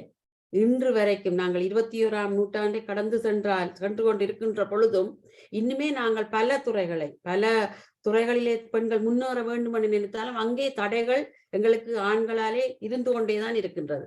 அதாவது நீங்கள் ஒரு இடத்திலே நீங்கள் மேல் பதவியை வகிக்கிறவாயிருந்தால், ஒரு இடத்திலே ஒரு பெண் ஒரு பதவியிலே உயர் பதவியிலே இருந்தால் கூட அந்த பெண் தன்னிச்சையாக சில முடிவுகளை எடுக்க முடியாத நிலை இன்று கூட இருக்கின்றது. அதாவது அவர்களுக்கு இப்பொழுது நீங்கள் இந்த கனடா நாட்டில் எல்லோரும் சொன்னால் மேலத்தைய நாடுகளிலே பெண்களுக்கு உரிமை உண்டு. ஆனால் எங்களுடைய நாட்டிலே, அதாவது 3ஆம் உலக நாடுகளில் இருக்கின்ற உரிமை கூட மேலைத்துவமான நாட்டிலே நிச்சயமாக இல்லை. அது மறைமுகமாக அங்கே பெண்கள் தாக்கப்படுகின்றார்கள், அவர்கள் தாழ்த்தி கொண்டு இருக்கப்படுகின்றனர். ஆனா அது வந்து தெரிய வருவதில்லை, ரைட்? அதாவது இப்ப எங்களுடைய நாட்டிலே ஒரு ஆசிரியருக்கும் ஒரு ஆசிரியைக்கும் ஈக்குவலாகத்தான் சம்பளம் கிடைக்கின்றது. இங்கே வந்து அப்படி இல்லை. நீங்கள் ஒரு பதவியில இருந்தால் ஆணுக்கு பெண்ணும் அதே பதவியில இருந்தால் பெண்ணுக்கு கொஞ்சம் அவர்களை விட குறைவாகத்தான் இருக்கின்றது சம்பளம். அது இங்கே வெளிக்கொண்டு வருவதில்லை. எல்லாரும் நாங்கள் நினைக்கிறோம் நாங்கள் அவர்களை விட நாங்கள் பதவியில இருக்கிறவங்க. ஆனால் மறைமுகமாக இன்று கூட அந்த தாக்கங்கள் இருக்கின்றன.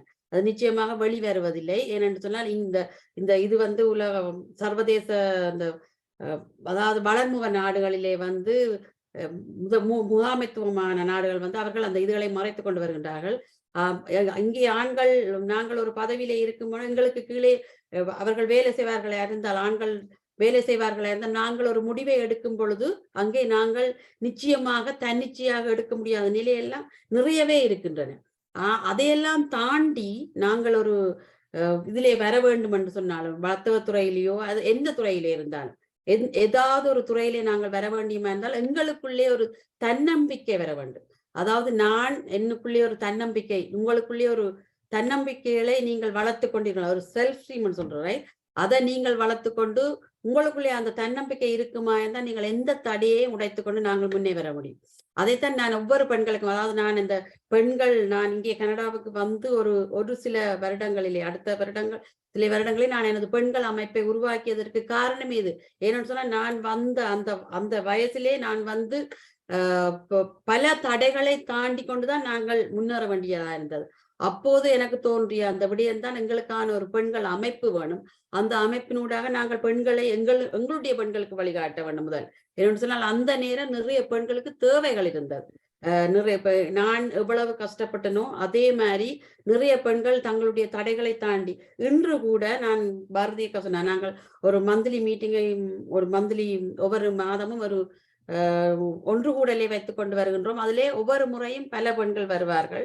அவர்கள் வந்து அங்கே நிறைய விடயங்களை கற்றுக்கொண்டு போகின்றார்கள். சில பேர் வருவினம் வரைக்குள்ளேயே அவர்களுக்கு ஒரு தாழ்வு மனப்பான்மை. அவர்கள் முதல் வரும்போதே சொல்லுவார்கள், அக்கா நான் உங்கள்கிட்ட வர வேணும், உங்களோட அமைப்புக்கு வர வேணும். என்னன்னு சொன்னா, எனக்கு வெளியே போக இப்படி பயம் இருக்கின்றது, எனக்கு கூச்சம் இருக்கின்றது, என்னால் ஒரு விஷயத்தை செய்ய முடியவில்லை. அதை உங்களிடம் வந்தால் நாங்கள் அதை கற்றுக்கொள். எங்களிடம் வந்து நிறைய பேர் அப்படி வந்து இன்று அவர்கள் அந்த மேடையிலே ஏறி ஒரு கூச்சத்தன்மை இல்லாமல் கதைக்கின்ற அளவுக்கு பல பெண்களை உருவாக்கி இருக்கின்றோம். அப்படியாக அந்த பெண்கள் நாங்கள் முன்னுக்கே வர வேண்டும் என்றால், எங்களுடைய அந்த தாழ்வு மனப்பான்மை, நாங்கள் எதிலேயும் தாழ்ந்தவர்கள் அல்ல. பெண்கள் வந்து நாங்கள் எந்த விடயத்திலேயும் நாங்கள் தாழ்ந்தவர்கள் அல்ல. எப்போ எங்களால் எதையும் சாதிக்க முடியும். ஆனபடியே எங்களுக்குள்ளே அந்த தன்னம்பிக்கை வளர வேண்டும். மற்றது, எப்பவும் நாங்கள் வந்து பெண்கள் எங்களுக்கு பிள்ளைகள் இருக்கின்றார்கள், நாங்கள் நாங்கள் வீட்டிலே வேலை செய்ய வேண்டும், எனக்கு வெளியே போக வெக்கமா இருக்கின்றது, நான் என்னுடைய உருவம், சில பேர் தாங்கள் நிறம் இங்கே கன பேர் அதுக்கு நான் சொல்ல கேள்விப்படுகிறேன், நான் வடிவில்லை, நான் நிறம் குறைவாக இருக்கின்றேன், அல்லது என்னை பார்த்தால் நான் வெளியே நிச்சயமாக இல்லை. உங்களுடைய அழகு வந்து உங்கள் அகத்தில்தான் உங்களுக்கு அழகு இருக்கு. உங்களோட மனம், நீங்கள் எப்படி தைரியமா இருக்கின்றீர்களோ, உங்களோட மனதிலே நீங்கள் எவ்வளவு உங்களை நீங்கள் உயர்த்தி வைத்திருக்கிறீர்களோ அதுதான் உங்களோட முகத்திலே காட்டும். அது எனக்குள்ளே ஒரு தன்னம்பிக்கை இருக்குமா இருந்தால் அது உங்களுடைய முகத்திலே அந்த தன்னம்பிக்கை தெரியும். அப்பொழுது நீங்கள் மிகவும் அழகாக தெரிவீர்கள், நீங்கள் மிகவும் ஸ்மார்ட்டாக இருப்பீர்கள். உங்களுக்குள்ளேயே நீங்கள் நினைத்துக் கொள்வோம், எனக்கு எல்லாமே தெரியும், எனக்கு ஒன்றுமே தெரியாது என்று பெண்கள் ஒரு நாள் நினைக்கக்கூடாது. உங்களுக்கு நிறைய விடயங்கள் தெரியும், நீங்கள் அதை வெளியே கொண்டு வருவதற்கு முயற்சி செய்வதில்லை. நான் எப்பவும் சொல்லுவது என்னன்னு சொன்னால், நாங்கள் எவ்வளவு நாங்கள் சிரித்த முகத்தோட இருக்கின்றோமோ, நிச்சயமாக எல்லோரும் நீங்கள் ஒரு நாளைக்கு விடிய எழும்பினோடனே உங்கள் முகத்தை பார்த்து நீங்களே சிரித்துக் கொள்ளுங்கள். நான் இன்றைக்கு மிகவும் அழகாக இருக்கின்றேன் என்றால் நீங்கள் நிச்சயமாக அன்று எல்லோருக்கும் அழகாத்தான் தெரிவீர்கள். உங்களை நீங்கள் நினைத்துக் கொள்ளணும், நான் அழகி, இந்த உலகத்திலே நான் தான் அழகி, எனக்குத்தான் எல்லாம் தெரியும் என்று ஒரு பெண் எப்ப நினைக்கிறாளோ அவள் என்றைக்குமே அழகாக ஆளுமையாகத்தான் இருப்பாள்.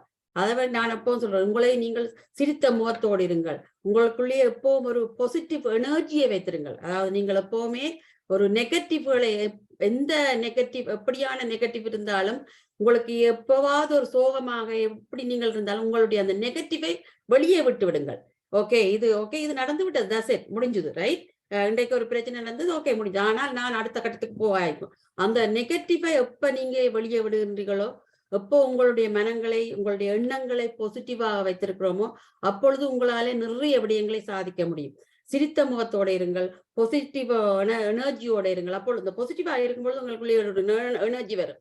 அதுபடியே இந்த வர்த்தகத்துறை என்பது வந்து, வர்த்தகத்துறையிலே எங்களுக்கான அந்த நாங்கள் எங்களை ஆளுமை என்று நினைத்துக் கொள்கின்றோமோ, எனக்குள்ளே இத்தனை ஆளுமை இருக்கு, நான் அன்றைக்கு நிறைய விடயங்களை சாதிக்க முடியும்.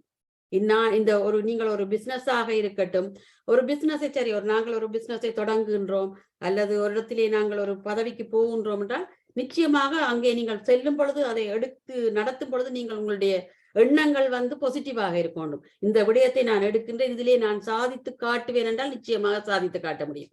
நான் என்னுடைய பதவியிலே நான் இத்தனை காலமாக நான் இங்கே கனடாவிலே வந்து எனக்கு என்னை பொறுத்தவரையிலே நான் முதலில் இங்கே வங்கியிலே வேலை செய்தவன் என்ற பெருமை எனக்கு இருக்கின்றது. அதாவது வங்கியிலே முன்னுக்கு முதல் இதிலே அந்த கவுண்டர்லே வேலை செய்யும் பொழுது அந்த நேரங்கள் எங்களுடைய பெண்களை காண்பது மிகவும் அரிது. ஆனா பல பேர் சொல்வார்கள், ஓ கவிதாவைத்தான் நாங்கள் முதல் வங்கியிலே முன்னுக்கு கண்டோம். அப்படி ஏன்னு சொன்னா எனக்கு நான் அந்த வயசுலே இங்கே வந்தாலும் எனக்கு நான் இன்னொரு நாட்டுக்கு வந்து விட்டேன் என்ற அந்த ஒரு தாழ்வு மனப்பான்மை என்னிடம் இருக்கவில்லை. அதனால்தான் நான் இன்று 32 வருடங்களாக வங்கியிலே இன்னும் நான் தொடர்ந்து என்னுடைய ஆளுமையை காட்டிக்கொண்டு வருகின்றேன் என்றுதான் எனக்குள்ளே அந்த ஒரு கான்பிடென்ட் இன்னும் குறையவே இல்லை.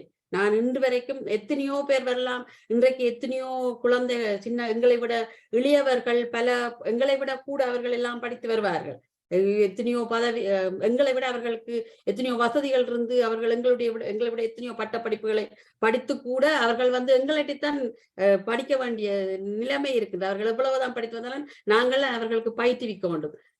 அந்த அளவுக்கு எங்களுக்கு இன்று வரைக்கும் இத்தனை வயசு வரைக்கும் எனக்கு அந்த கான்பிடென்ட் இருக்கு. ரைட், அது வந்து அதான் அந்த உங்களுடைய ஆளுமையை நீங்கள் எப்பொழுதும் குறைத்துக் கொள்ளாமல் என்றைக்கும் நீங்கள் உங்களை ஆளுமை உள்ளவர்களாக என்னால் முடியும் சாதிக்க முடியும் என்று நினைக்கிறோமோ அன்றைக்கு நாங்கள் நிறைய விடயங்களை சாதிக்க முடியும். மற்றது நீங்கள் நாங்கள் எங்களை சாதிக்க வேண்டும் என்று சொன்னால் நாங்கள் எங்களுடைய ஒழுக்கத்தை நாங்கள் பேணிக் கொண்டு வரணும். நாங்கள் எப்போ ஒழுக்கமானவர்களாக இருக்கின்றோமோ எங்க பெண்கள் வந்து ஒரு விடயத்தை சாதிக்கணும்னு சொன்னா எங்கே போனாலும் நாங்கள் எதையும் துணிந்து கதைக்கக்கூடியவர்களா இருக்கணும். அதாவது நான் ஒரு விஷயத்தை கூற வேணும்னா எனக்கு அந்த அளவு அந்த கான்பிடென்ட் உங்கள்ட்ட இருக்கணும்னா நீங்கள் சரியா இருக்கணும். அந்த ஒழுக்கத்தோடு நாங்கள் ஒரு விடயத்தை செய்வோம்னா நாங்கள் எப்பவுமே சாதிக்கக்கூடியதான் இருக்கும். ஆனபடியாலே எப்பவும் பாசிட்டிவா இருக்கணும். சிரித்த முகத்தோட சிரிப்பு என்பது நிறைய விடயங்களை சாதிக்கலாம். நீங்கள் ஒரு சிரிப்பாலேயே நிறைய விடயங்களை நாங்கள் சாதித்து கொண்டு வரலாம். எவ்வளவுதான் கவலையாக இருந்தாலும் நீங்கள் சிரித்து பாருங்கள். ஓகே, நீங்கள் இப்ப உங்களுக்குள்ளே ஒரு சோகமாக இருந்தாலும் சிரித்து ஒரு விஷயத்தை சிரித்து யோசித்து நாங்கள் சிரித்து கொண்டிருக்கும் பொழுது நாங்கள் எங்களுக்குள்ளே இருந்த அந்த நெகட்டிவ் எனர்ஜி எங்கே போனதுன்னு தெரியாமல் நாங்களே ஒரு விதமான ஒரு புத்துணர்வோடு எழுந்து வருகின்ற நிலைமை. ஆனபடியாலே எப்பவும் சிரித்து கொண்டிருங்கள், பாசிட்டிவாக இருங்கள்.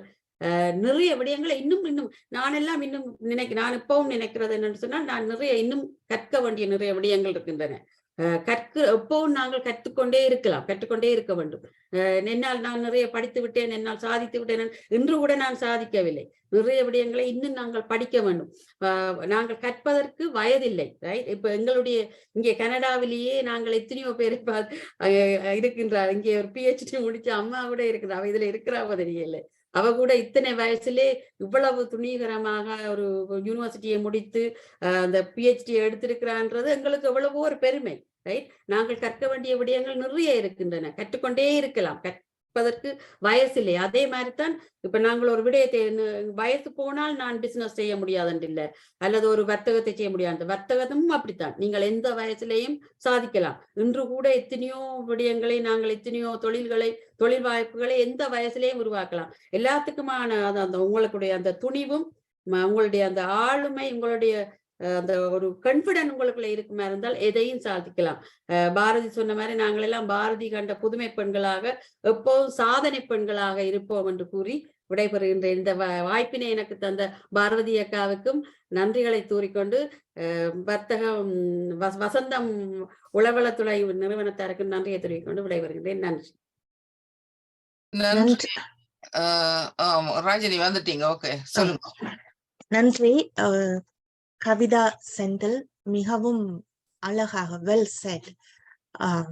நாங்கள் மேற்கத்திய நாட்டிலே நாங்கள் பெண்களுக்கு சுதந்திரம் என்று சொன்னாலும் நாங்கள் வேலை தளங்களிலே பொது இடங்களிலே என்ன விதமாக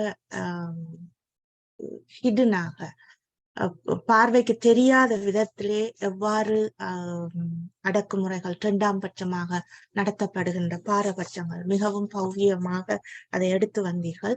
நீங்கள் பேசுகின்ற போது நான் அவதானித்த விஷயம், கனடாக்கு முதல் வந்த போது நாங்கள் எங்களுடைய எம்ப்ளாய்மெண்ட் ஓரியன்டேஷனுக்காக போன போது first you market your self, நாங்கள் எங்களை சந்தைப்படுத்த வேண்டும். அந்த வகையில நீங்கள் பேசுகின்ற போது என்னிடம் இருக்கின்ற தைரியம், என்னிடம் இருக்கின்ற நம்பிக்கை, என்னிடம் இருக்கின்ற வைராக்கியம், அது ஒரு வகையில எங்களுடைய பண்பாட்டுக்குள்ளே ஊறி போய் நாங்க பண்பாட்டு பார்வை என்ற விதத்துல பார்க்கின்ற போது நாங்கள் எங்களை தற்பெருமை அடிப்பதாக தெரியும். ஆனால் நீங்கள் அடுத்து வந்து சொல்லி கொண்டு வந்த விஷயங்கள் அது எவ்வளவு அவசியம். எங்களுக்குள்ளே துணிவோடு இருக்கின்ற விஷயத்தை நாங்கள் வெளிப்படையாக தயக்கம் இல்லாமல் சொல்லுவதற்கும் மற்றவர்களுக்கு உதவி செய்வதற்கும் அது எவ்வளவு கண்ணியமாக எங்களுக்கு தேவைப்படுகின்றது என்பதை உங்களுடைய பேச்சு அப்படியே எடுத்துக்கொண்டு வந்தது. நன்றி. மிகவும் நிறைந்த விஷயங்களை நம்புகின்ற போது எங்களுக்குள்ளே அது இருக்கின்றது. அதை நம்பி வெளியிலே கொண்டு வர வேண்டிய துணிவோடு நாங்கள் வெளியில் வர வேண்டிய அந்த குரல். நன்றி உங்களுக்கு. அடுத்ததாக வனிதா நேதன் எங்களோடு இணைந்துள்ளார். வனிதா, உங்களுக்கான அறிமுகத்தை பார்வதி எம்பி ஏற்கனவே தந்துவிட்டார். உங்களுடைய தலைப்பு அரசியலில் பெண்கள். அரசியலில் பெண்கள்.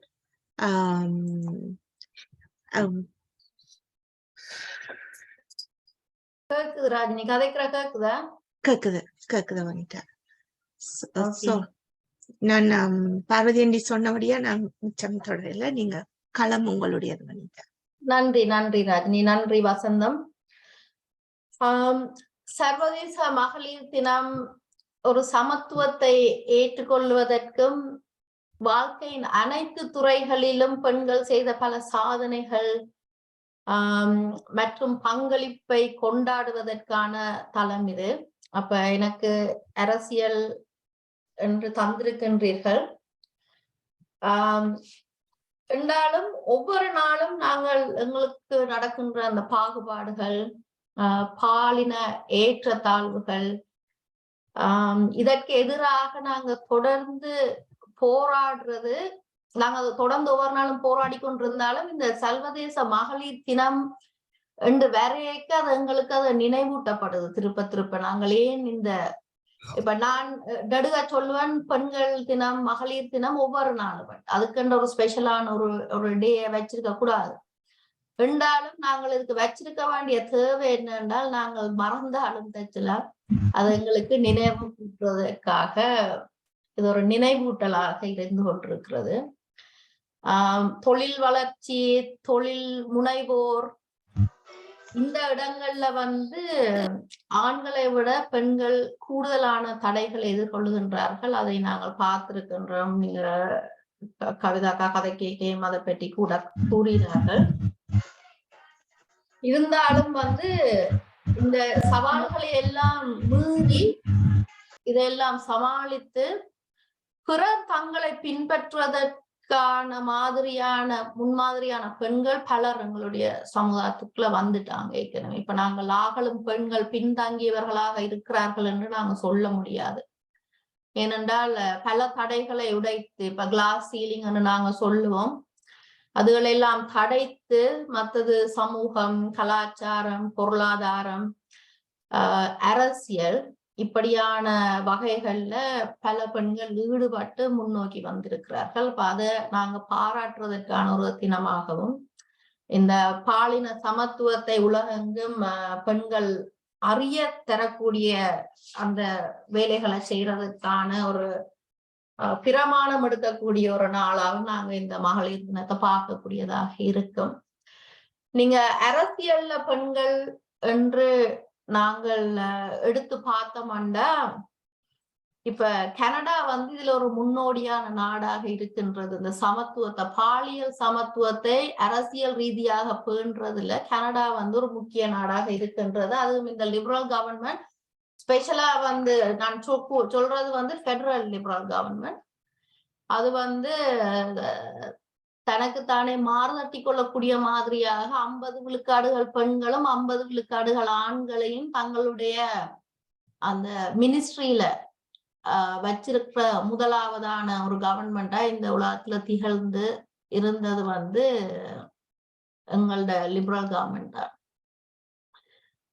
ஆனால் அது வந்து இந்த தாங்கள் மாறுதட்டுவதற்காகவே அப்படி வைத்திருந்தார்களா என்றதை நாங்கள் பார்க்க வேணும். இந்த சில இடங்கள்ல டோக்கனிசம் வந்து உபயோகிக்கப்படுகின்றது. இப்ப உதாரணமாக இப்ப பெண்கள் என்று மட்டும் இல்லாமல் இப்ப கணக்கு இன்டர்செக்ஷனாலிட்டிஸ் இருக்கு, ரைட்? நீங்க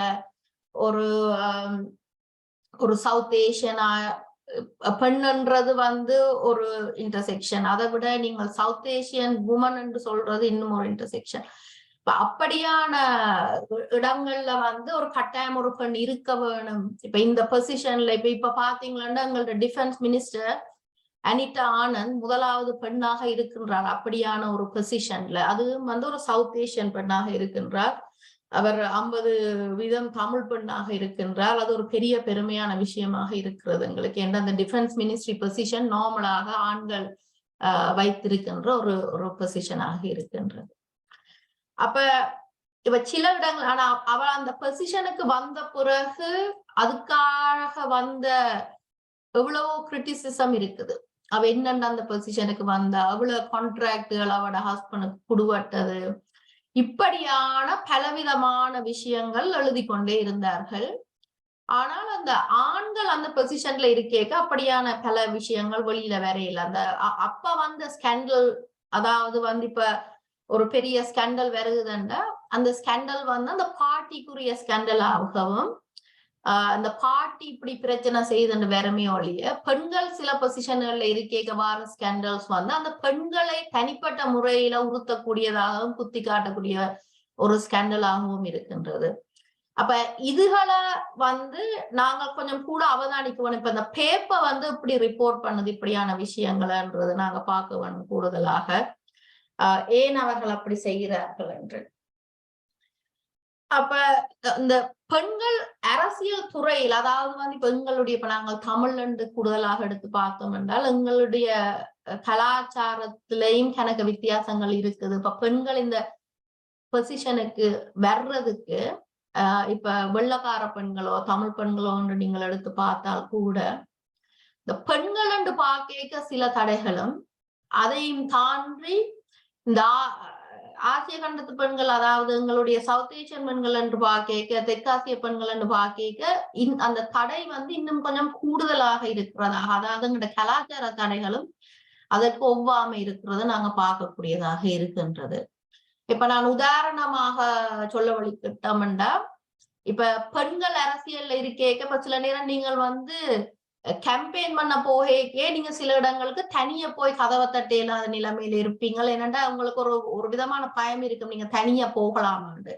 ஆனா ஆண்கள் அப்படி கேம்பெயின் பண்ண போகேக்க அப்படியான தடைகள் சரியான குறைவாக இருக்கின்றது. இது வந்து பெண்கள் ஆண்கள் நீங்க பார்க்க வர தடைகள். இதை தாண்டி நீங்கள் எங்களோட கலாச்சாரத்தை இதுக்குள்ள கொண்டீங்களா, இந்த ஆண்கள் வந்து இலகுவாக ஒரு நெட்வொர்க்கிங் செய்யறதுக்கு ஈஸியாக இருக்கிறது. அவர்கள் தங்களுடைய ஃப்ரெண்ட்ஸை கூட்டிக்கொண்டு ஒரு பாருக்கு போயிருந்து we could have drinks and இப்ப குடித்து கொண்டு அவர்களுடன் பேசக்கூடிய ஒரு சந்தர்ப்பம் இருக்கிறது. ஆனா இப்ப தெற்காசிய பெண்கள்னு பார்க்க அது வந்து ஒரு இழிவான விஷயமாக பார்க்கப்படும். அதாவது can we go have a drink என்று சொல்லி நீங்கள் ஒரு ஆளை கூட்டிக்கொண்டு போய் அரசியல் கதைக்கிற நிலைமையில நீங்க இருக்க மாட்டீங்க ஒரு நாள். அப்ப அந்த நெட்வொர்க்கிங் ஆப்பர்ச்சுனிட்டிஸ் வந்து உங்களுக்கு குறைவா இருக்கும். அது வந்து எப்பவும் ஒரு சமூக பார்வையில நீங்க செய்ய வேண்டிய ஒரு தேவை உங்களுக்கு இருக்குன்றது. அப்ப நீங்கள் வந்து ஒரு கதவை கூட்டிக்கொண்டு ஒரு ஆளோட இருந்து கதைக்கிற நிலைமையில நீங்க இருக்க மாட்டீங்க. ஆண்கள் எவ்வளவு ஃப்ரீடமா அரசியல் செய்கிறார்களோ அதற்கு சரியான ஆப்போசிட்டா பெண்களுக்கு இருக்கின்றது. இது நீங்கள் கேம்பெயின் டைம்கள்ல கூடுதலாக பார்க்கக்கூடிய மாதிரி இருக்கும். அப்படின்னு பாத்தீங்களா, இப்ப லீடர்ஸ் வந்து டிபேட் பண்ணுவாங்க, இல்லாட்டி உங்களோட பொசிஷன்ல கேட்கிற மத்தாக்கள் எல்லாரும் சேர்ந்து டிபேட் பண்ணிக்க கூடுதலா ஆண்களை கம்பேர் பண்ணிக்க அவர்களுடைய பாலிசி ரீதியாக அவர்களை பார்ப்பார்கள். இவற்ற பாலிசி வந்து இவருக்கு சரியா இருக்குதா இல்லையான்னு பார்ப்பார்கள். ஆனா பெண்களை பார்க்க அவையோட நட உட பாவனை எப்படி உடுத்தி இருக்கிறார்கள், எப்படி கதைக்கிறார்கள், எப்படி தங்களை கரி பண்ணுகிறார்கள் என்றெல்லாம் பார்ப்பார்கள். இது நாங்க தமிழ் எங்களுடைய நிகழ்வுகள்லயே கூடுதலாக பார்க்கக்கூடியதாக இருக்கா. அதாவது ஒரு தமிழ் கலாச்சார நிகழ்வுக்கு ஒரு அரசியல்வாதிகளை கூப்பிட்டால் கூட ஆண்கள் கோட் சூட்டோட போய் ஸ்டேஜ்ல நின்று காய்ச்சிட்டு போயிடுவார்கள். ஆனா பெண்கள் அவர்கள் கட்டாயம் புடவை அணிந்து வரணும் என்ற ஒரு எதிர்பார்ப்பு இருக்கின்றது. அப்படி வந்தால்தான் நீங்கள் கலாச்சாரமாக வருகிறீர்கள், நீங்க உங்களோட கலாச்சாரத்தை நீங்கள் பிரதிபலிக்கின்றீர்கள் மேடையில் ஏறி கதைக்கும் பொழுது என்று அந்த ஒரு இது இருக்கின்றது. ஏனென்றால் சில நிகழ்வுகளுக்கு போகும் பொழுது அவர்கள் முன்னமே எனக்கு கூப்பிட்டு கூறுவார்கள், நீங்கள் கட்டாயம் புடவை அணிந்துதான் வர வேணும் இந்த நிகழ்வுக்கு என்று. அப்படி இவங்களை டிக்டேட் பண்ணக்கூடிய மாதிரியான சில நிகழ்வுகள் நடக்கும். நீங்கள் பெண் அரசியல்வாதியாக இருக்க எங்கட கலாச்சாரத்துல இப்படியான விஷயங்கள் இருக்கின்றது. நான் முதலே கூறியது போல இந்த ஆண்கள் பெண்களுக்கு இருக்கின்ற வித்தியாசம் அரசியல்ல இருக்க அவர்களை அவர்களோட பாலிசி மூலமாக அவர்களை கிரிட்டிசைஸ் பண்ணும் பொழுது பெண்களை அவர்கள் கேரக்டர் ரீதியாகத்தான் கிரிட்டிசைஸ் பண்ணுவார்கள். இவர் வாயாடியா, இவர் கூட இரவுகள்ல வெளியில போறவரா, இவருக்கு கணக்க ஃப்ரெண்ட்ஸ் இருக்குதா, இப்படியான முறைகளை வைத்துத்தான் இவர் அரசியலுக்கு தகுதியானவரா இல்லையான்னு பார்க்கிறார்கள். ஆனா ஆண்களை பார்க்கும் போது அவருக்கு விஷயம் விளங்கி இருக்குதா, அவர் கதைக்க கூடியவர், அப்படியான விஷயங்களை வைத்து ஆண்களை பார்ப்பார்கள். அப்ப இதுகள்ல இருந்து நீங்கள் கூடுதலாக பெண்கள் அரசியலுக்கு வராததற்கான காரணங்களும் இதுகளாக இருக்கின்றது. அதாவது ஒருத்தரும் தயாராக இல்லை, தாங்கள் இப்படி ஒரு நடுச்சந்தில நின்று போற வார ஆக்கள் எல்லாம் உங்களை பற்றி கமெண்ட் பண்றதுக்கு உங்களுக்கு ஒரு எருமத்தோல் இருக்கிற அளவுக்கு எல்லாரும் ரெடியா இல்லை. என்ன நீங்க அரசியலுக்கு நார்மலா வாரண்டாலே உங்களுக்கு ஒரு எருமத்தோல் இருக்கணும்னு நார்மலா சொல்லுவார்கள். ஆனால் இந்த பெண்களாக இருந்தீர்களான இந்த அலிகேட்டர் தோல், அதாவது முதலையினுடைய தோல் மாதிரி இருக்க வேணும், உங்களுக்கு உள்ள ஒன்றுமே போகாத மாதிரி, இல்லாட்டி சரியான கஷ்டமா இருக்கும் எங்களுடைய சமுதாயத்துல இப்படியான ஒரு வேலையை செய்யறதுக்கு. அடுத்ததாக ஆண்கள் பொலிட்டிக்ஸுக்குள்ள வரைக்க கூடுதலாக அவர்களுக்கு அதை ஒரு முழு நேர வேலையாக செய்வார்கள். அதாவது அவர்களுடைய தொழிலாக 9 to 5 ஆண்கள் செய்யக்கூடியதாக இருக்குது பொலிட்டிக்ஸுக்குள்ள வரைக்க. ஆனா பெண்கள் அப்படி இல்லையா, அவர்கள் தங்களுடைய வீட்டு வேலைகளையும் சேர்த்து செய்ய வேணும், பிள்ளைகளையும் பார்க்க வேணும், சமைக்கவும் வேணும். இப்படியான விஷயங்கள் அவர்களிடமிருந்து எதிர்பார்க்கப்படுகின்றது. அதாவது அந்த சமத்துவம் என்று சொல்லுவது ஆண்களுக்கு வேறாகவும் பெண்களுக்கு வேறாகவும் இருக்கும் சில வேலைகள் நீங்கள் செய்யும் பொழுது. இப்ப நீங்கள் ஆபீஸுக்கு போயிட்டு வாரீர்கள் என்றாலும் அதே எதிர்பார்ப்பு இருக்கின்றது. ஆனால் பொலிட்டிக்ஸும் ஒரு வேலையாக நீங்கள் செய்யும் பொழுதும் அதே எதிர்பார்ப்பு இருக்கின்றது. இப்ப நீங்கள் எத்தனை பேர் எங்கட விட்டு நான் தான் கடையை போகணும், ஷாப்பிங் செய்யணும், எல்லாம் செய்யணும், வேற ஒருத்தரும் இல்லை. ஆனால் அப்படி இல்லாமல் கல்யாணம் கட்டி இருக்கின்ற பெண்கள் தாங்கள் குடும்பமாக இருக்கிறவர்களை பார்க்கும் பொழுதும் இந்த ஆண்கள் அந்த பொறுப்பை எடுப்பது குறைவாக இருக்கிறது. அவர்கள் இன்னும் அது பெண்களுடைய வேலையாகத்தான் பார்க்கிறார்கள். அப்ப அவர்கள் கொஞ்சம் பின்தங்கி இருக்கிறார்கள். அதை தாங்கள் செய்ய வேணுமா இல்லையா என்று அந்த விஷயங்களை பார்க்க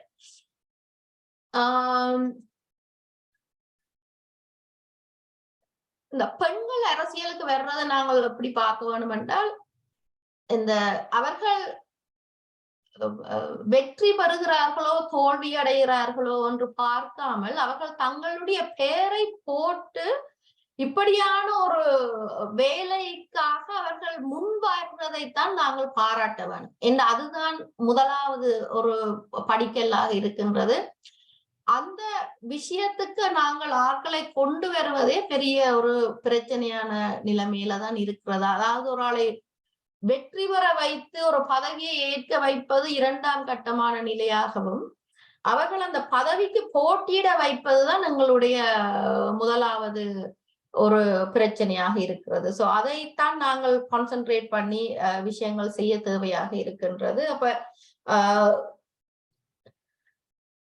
இந்த பிள்ளைகளுக்கு நாங்கள் சொல்லிக்க இப்ப அதாவது யங் பிள்ளைகள், இப்ப 20 வயது பிள்ளைகள் படித்து முடித்து இப்படியான ஒரு விஷயங்களுக்கு வர போகும் பிள்ளைகளுக்கு அவர்கள் ஒரு மாற்றத்தை கொண்டு வருவதற்கான ஒரு படிக்கல்லாக இதை நாங்கள் அவர்களுக்கு சொல்லிக் கொடுப்பது மிகவும் முக்கியமானதாக இருக்கும்.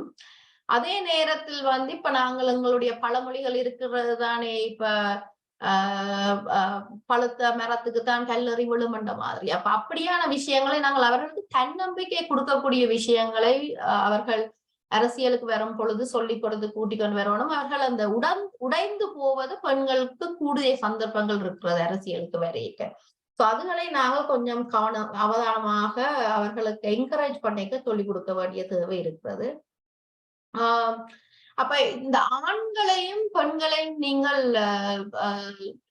ஒரு சமநிலையில் பார்ப்பீர்களானால் பெண்களுக்கான தளம் எப்பவும் ஒரு தழும்பலான தளமாகவே இருக்கிறது அரசியல் தளங்களில் பார்க்க. ஆண்களுக்கு இருக்கின்ற அந்த அட்வான்டேஜஸ் பெண்களுக்கு இருப்பதில்லை அரசியல்ல வரைக்க. இப்ப இது ஒரு பில்ட்-இன் என்று சொல்லணும். நாங்கள் இது எங்களுடைய பெண்களுக்கானதாகவும் இருக்கிறது. அதே நேரம் நாங்கள் எங்களுடைய கலாச்சாரமும் இதில் ஒரு பெரிய முக்கிய பங்கு வகிக்கிறது. அப்ப தெற்காசிய பெண்கள் இப்படியான அரசியல் பொசிஷன்களுக்கு வரையக்க இது ஒரு பெரிய பிரச்சனையாக இருக்கிறது. இதுக்கு நான் ஒரு உதாரணம் சொல்லலாம். என்னென்றால் எங்களுடைய பெருமகள்ல ஒரு விஷயம் தெற்காசிய பெண் தான் உலகத்துல முதலாவது ஒரு பிரைம் மினிஸ்டரா இருந்ததாக எங்களுக்கு தெரியும் எல்லாருக்கும், சிரிமாவோ பண்டாரநாயக்கா. ஆனால் அவர்களுடைய குடும்பத்தவரே அவரை மிகவும் கிரிட்டிசைஸ் பண்ணுவார்கள். அவர் குசுனீக்ல இருந்து நேரா வந்தவ, அவருக்கு ஒன்றும் தெரியாது. அதே நேரத்துல இலங்கை ஒரு அதுக்கு என்ன சொல்றது, நாங்கள் எங்களோட கொள்வனங்கள் ஒன்றும் செய்யாமல் நாங்கள்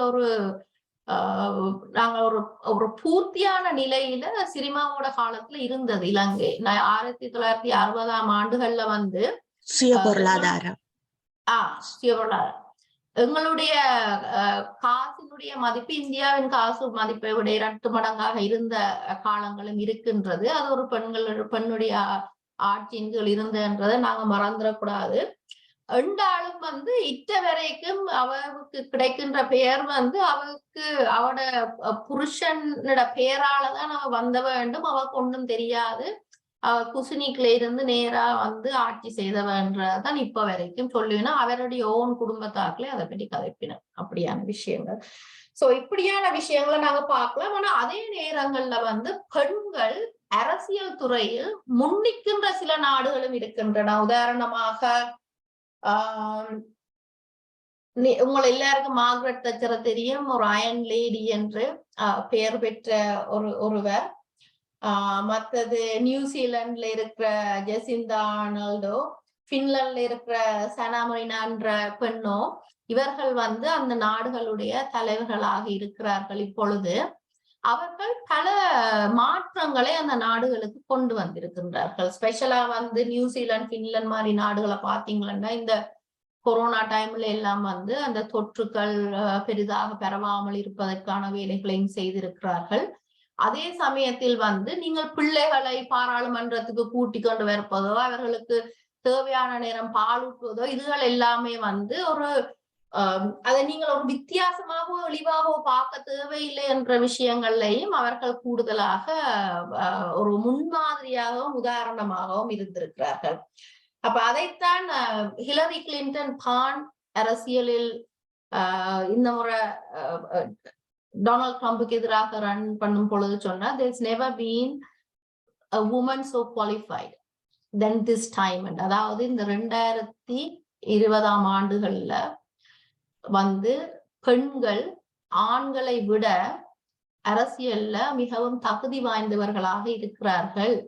ஆனால் நீங்கள் பார்த்தீர்கள் என்ற உலக அளவுல அவர்கள் ஆளும் திறன் இருந்தும் அவர்கள் அதற்கான சந்தர்ப்பங்கள் கொடுக்கப்படாத நிலையிலும் அந்த உந்து சக்திகள் இல்லாமல் அவர்கள் அந்த பொசிஷனுக்கு வரக்கூடிய தகுதி இருந்தும் வரைய இல்லாத ஒரு நிலைமையில தான் அவர்கள் இருக்கிறார்கள். ஆனால் அப்படி அந்த சான்ஸ்கள் கொடுக்கப்பட்ட பெண்கள் எவ்வளவு திறமையாக ஆட்சி செய்கிறார்கள் என்றதை நீங்கள் இந்த நாடுகளில் இருந்து நீங்க பார்க்கக்கூடியதாக இருக்கின்றது. தெற்காசிய கலாச்சாரத்தில் எவ்வளவுக்கு எவ்வளவு எங்களுக்கு அடக்குமுறைகள் இருக்கின்றதோ அதே அளவு தெற்காசிய சமூகத்தில் இருந்துதான் முதல் பெண்களும் இந்த அரசியல் துறைக்கு வந்திருக்கிறார்கள். நீங்கள் பெனாசிர் பூட்டோ எடுத்தால் என்ன, மற்றது இந்தியால வியட்நாம் எடுத்தால் என்ன, ஸ்ரீலங்கா எடுத்தால் என்ன, பெண்கள் பல ஆண்டுகளாக ஆட்சி செய்த ஒரு விஷயங்களை நாங்கள் பார்க்கக்கூடியதாக இருக்கிறது. மற்றும்படி எலெக்ஷன் ரன் பண்ணும் பொழுது, அதாவது ஒரு அரசியல் போட்டிகளில் நீங்கள் தலையிடும் பொழுது உங்களுக்கு வர நெகட்டிவிட்டி வந்து பெண்களுக்கு ஆண்களை விட கூடுதலாக இருக்கும். உதாரணத்துக்கு நீங்கள் எங்களுடைய டொரண்டோ மேயர் ஜான் டோரி எடுத்தீர்கள் என்றால் கூட அவர் ஒரு பாலியல் பிரச்சனையால் தான் தன்னுடைய பதவியை விட்டு நீங்குகிறேன் என்று கூறிய பொழுதும் கூட எல்லோரும் வந்து அவருடைய பிரச்சனையை பற்றி கதைக்காமல் யார் அந்த பெண் என்று கண்டுபிடிப்பதில் அவர்களுடைய முழு எனர்ஜியையும் செலவழித்தார்கள். அதை பற்றி கணக்க விஷயங்கள் வாட்ஸ்அப்லயும் பேஸ்புக்லயும் போட்டு இவவாண்டு தங்களுக்குள்ளேயே ஒரு விதமான ஒரு போட்டியை எழுப்பி கொண்டிருந்தார்கள். அதை பார்க்க எனக்கு சிரிப்பாக இருந்தது. ஏனென்றால் அவரை பற்றி அவருடைய வயதுக்கும் அவருடைய பொறுப்புக்கும் அவர் நடந்து கொண்ட முறையையும் ஒரு கிரிட்டிசைஸ் பண்ணது சரியாக குறைவாக இருந்தது. ஆனால் அந்த பெண்ணை கிரிட்டிசைஸ் பண்ணினது கூடுதலாக இருந்தது. இது இப்ப நாங்கள் இருக்கும் காலகட்டத்தில் நடைமுறையில் நடந்து கொண்டிருக்கின்ற விஷயமாக இருக்கின்றது. சோ இப்படியான விஷயங்களை நீங்கள் பார்க்கும் பொழுது அரசியல் துறையில் பெண்கள் வந்து சாதிப்பது வந்து ஒரு மிகவும் பெரிய ஒரு சாதனையாகத்தான் நாங்கள் எடுக்க வேண்டும். வெற்றி பெறுவதை விட நீங்கள் நின்று பிடித்து ஒரு விஷயத்தை செய்யக்கூடிய மாதிரியாக நான் இருக்கும் அரசியல் துறையில் கூட இங்கு மார்க்கம் கவுன்சிலை நீங்கள் பார்த்தீர்களானால் 13 பேர் மேயருடன் சேர்த்து 13 கவுன்சிலர்ஸ், ரீஜனல் கவுன்சிலர்ஸ், மேயர் எல்லாம் சேர்த்து இருந்தாலும் 4 பெண்கள் தான் இருக்கிறார்கள். அப்ப அந்த 4 பெண்களும் வந்து என்ன விதமான மாற்றங்களை கொண்டு வரலாம், எப்படியான அலாய்ஷிப்பை வச்சிருக்கலாம், அப்படியாப்பட்ட பிரச்சனைகள்ல வந்து மிகவும் கடினமாக இருக்குமே.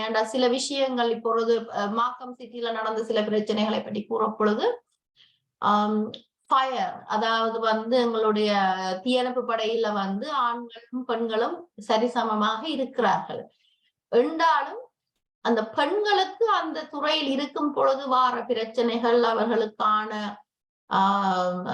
டிஸ்கிரிமினேஷன் வந்து பல ஆண்டுகள் எடுத்தது இந்த கவுன்சில் வந்து அதோட டீல் பண்றதுக்கு. ஏனென்றால் அந்த கவுன்சில் ஃபுல்லா கூடுதலாக ஆண்கள் இருந்தபடியா பெண்களுடைய குளியல் அறைக்கு ஆண்கள் போவதும், படுத்திருக்கும் பொழுது நிர்வாணமாக படுப்பதும் ஆண்கள், அவர்கள் வந்து அதை ஒரு பெரிய விஷயமாக பார்க்கிறார்கள் இல்லை. ஏனென்றால் நீங்கள் சமத்துவத்தை கேட்கிறீர்கள், இதுதான் சமத்துவம் என்று அவர்கள் நினைக்கிறார்கள். அப்ப இப்படியான பிரச்சனைகளை அவர்கள் முன்னெடுத்து கொண்டு, ஏன்னா தீயணைப்பு படை வந்து மார்க்கம் கவுன்சிலுக்கு கீழே வர்ற ஒரு விஷயமாக இருக்கிறது. சோ இதுகளை வந்து அவர்கள் எடுத்து அப்படியானவர்களுக்கான அவர்களை வேலை நீக்கம் செய்வதற்கோ அவர்களுக்கான கான்சிக்வன்சஸ் பனிஷ்மெண்ட் கொடுப்பதற்கோ சரியான பிரச்சனையாக இருந்தது. அப்ப இந்த 21ஆம் நூற்றாண்டிலும் இன்னும் இப்படியான பிரச்சனைகள் தொடர்ந்து நடந்து கொண்டிருக்கின்றன. நீங்கள் ஒரு சில இடங்களில் சில நேரங்களில் உங்களுடைய குரல் வந்து அடக்கப்பட்டதாகவே இருக்கிறது. நீங்கள் அந்த பதவியில் எந்த பதவிக்கு நீங்கள் வந்தீங்கள் என்றாலும் கூட நீங்கள் தனியே இருந்து கதைச்சு கொண்டிருக்கிற மாதிரியான சில சிச்சுவேஷனும் இருக்கும். ஏனென்ற ஒருத்தரும் நீங்க சொல்லுவதை கேட்பதாக இல்லை என்றாலும் அது உங்களுடைய கடமை. நீங்கள் குரல் கொடுத்தே ஆக வேண்டும். நீங்கள் அந்த கதைப்பதை நிப்பாட்டக்கூடாது. நீங்கள் தொடர்ந்து கதைத்து கொண்டே இருக்க வேண்டும் என்றது ஒரு முக்கியமான விடயமாக இருக்கு. சோ நான் இதோட நிப்பாட்டுறேன். நம் கேள்விகள் இருந்தா நீங்க கேட்கலாம், இல்லாட்டி வேற யாரும் கதைக்கிறேன்னா கதைக்கலாம். நன்றி வனிதா.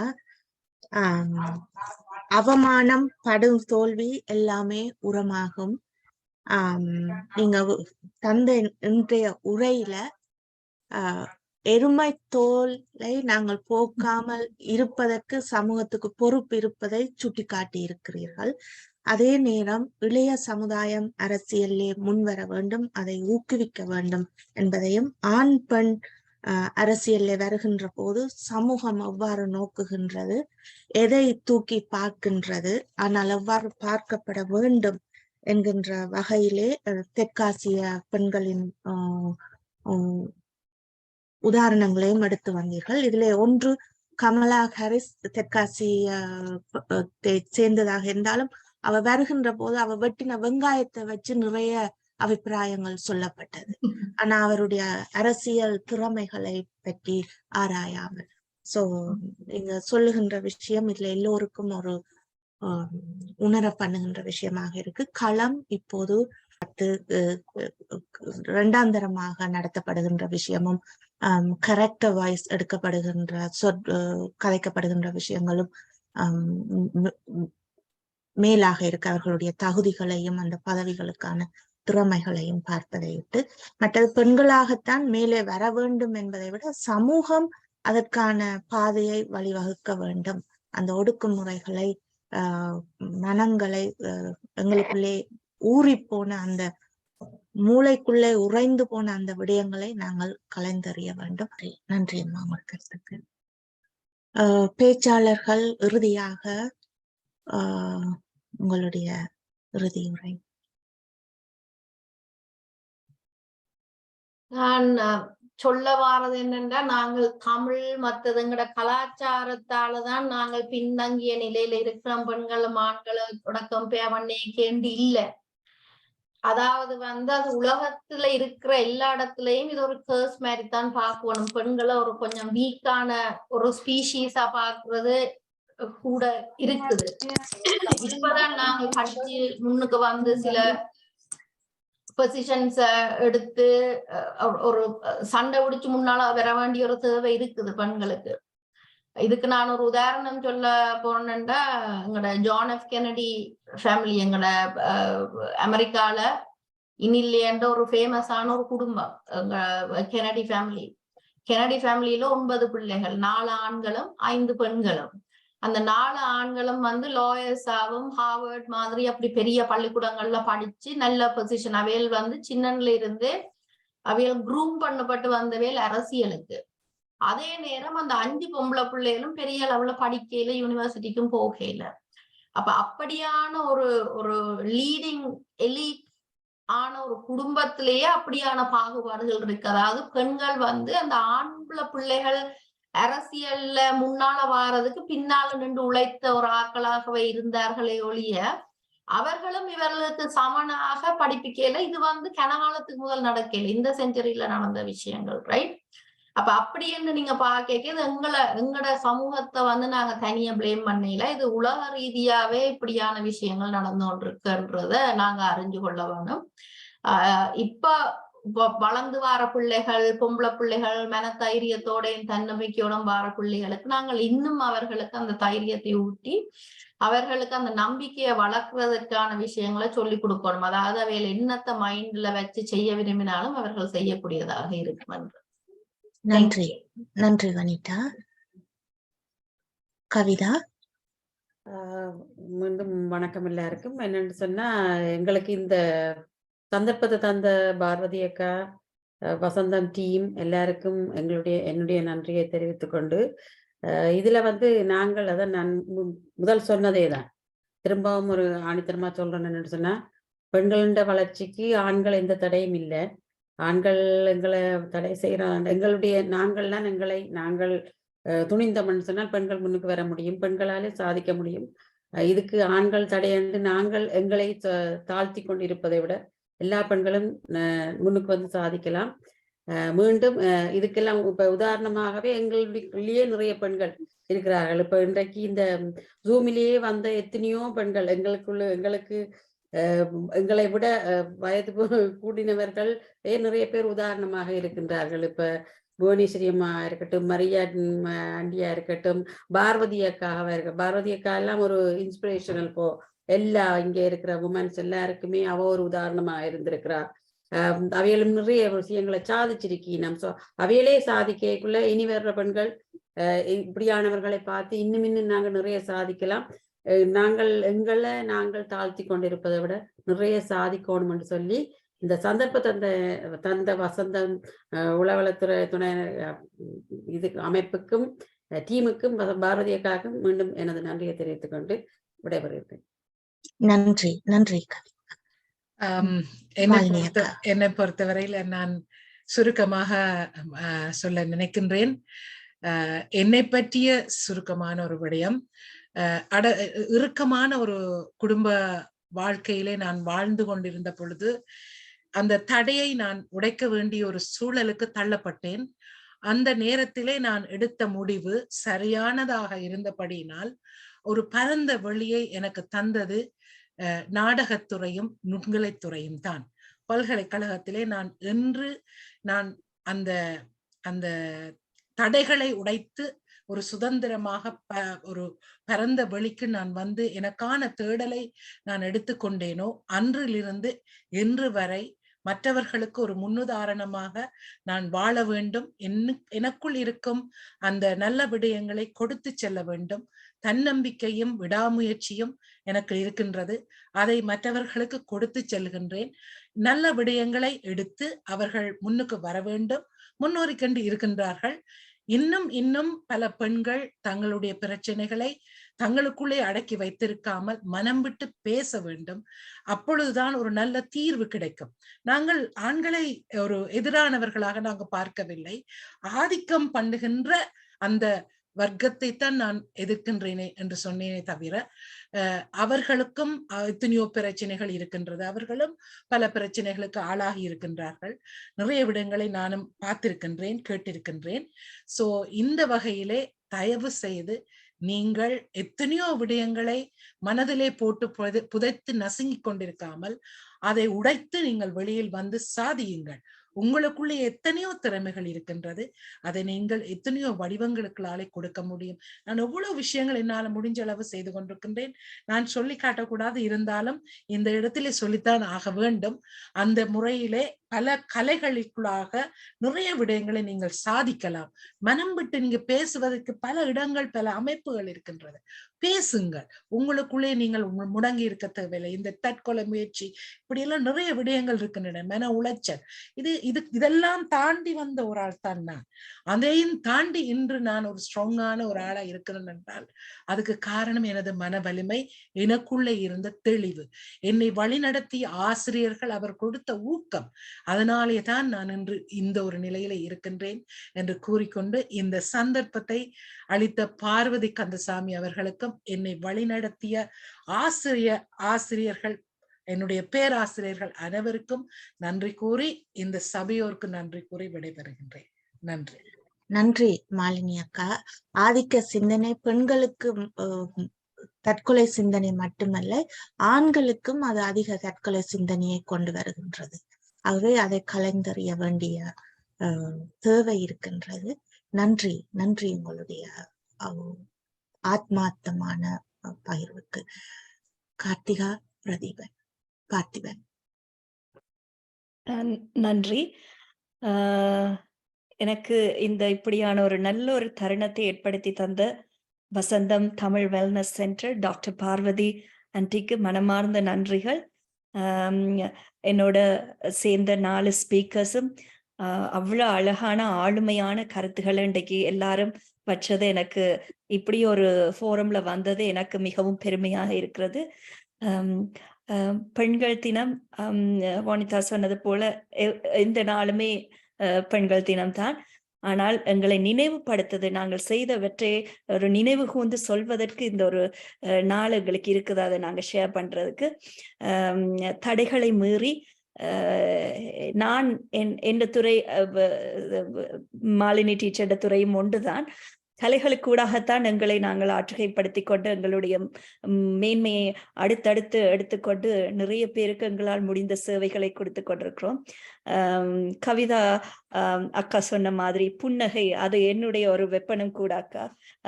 அதை நான் எப்பயுமே மிஸ் பண்றதில்லை. I always give that smile, bright smile. அதை நான் எல்லாருக்குமே சொல்றது.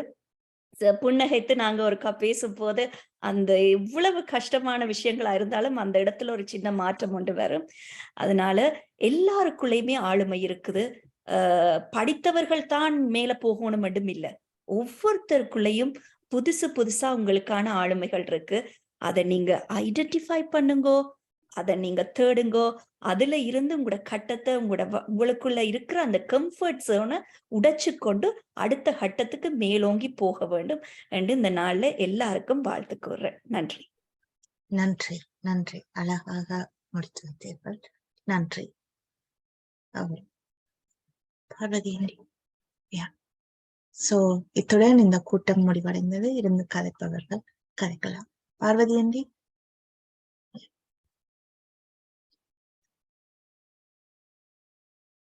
லாரின், நீங்க மியூட்டட்.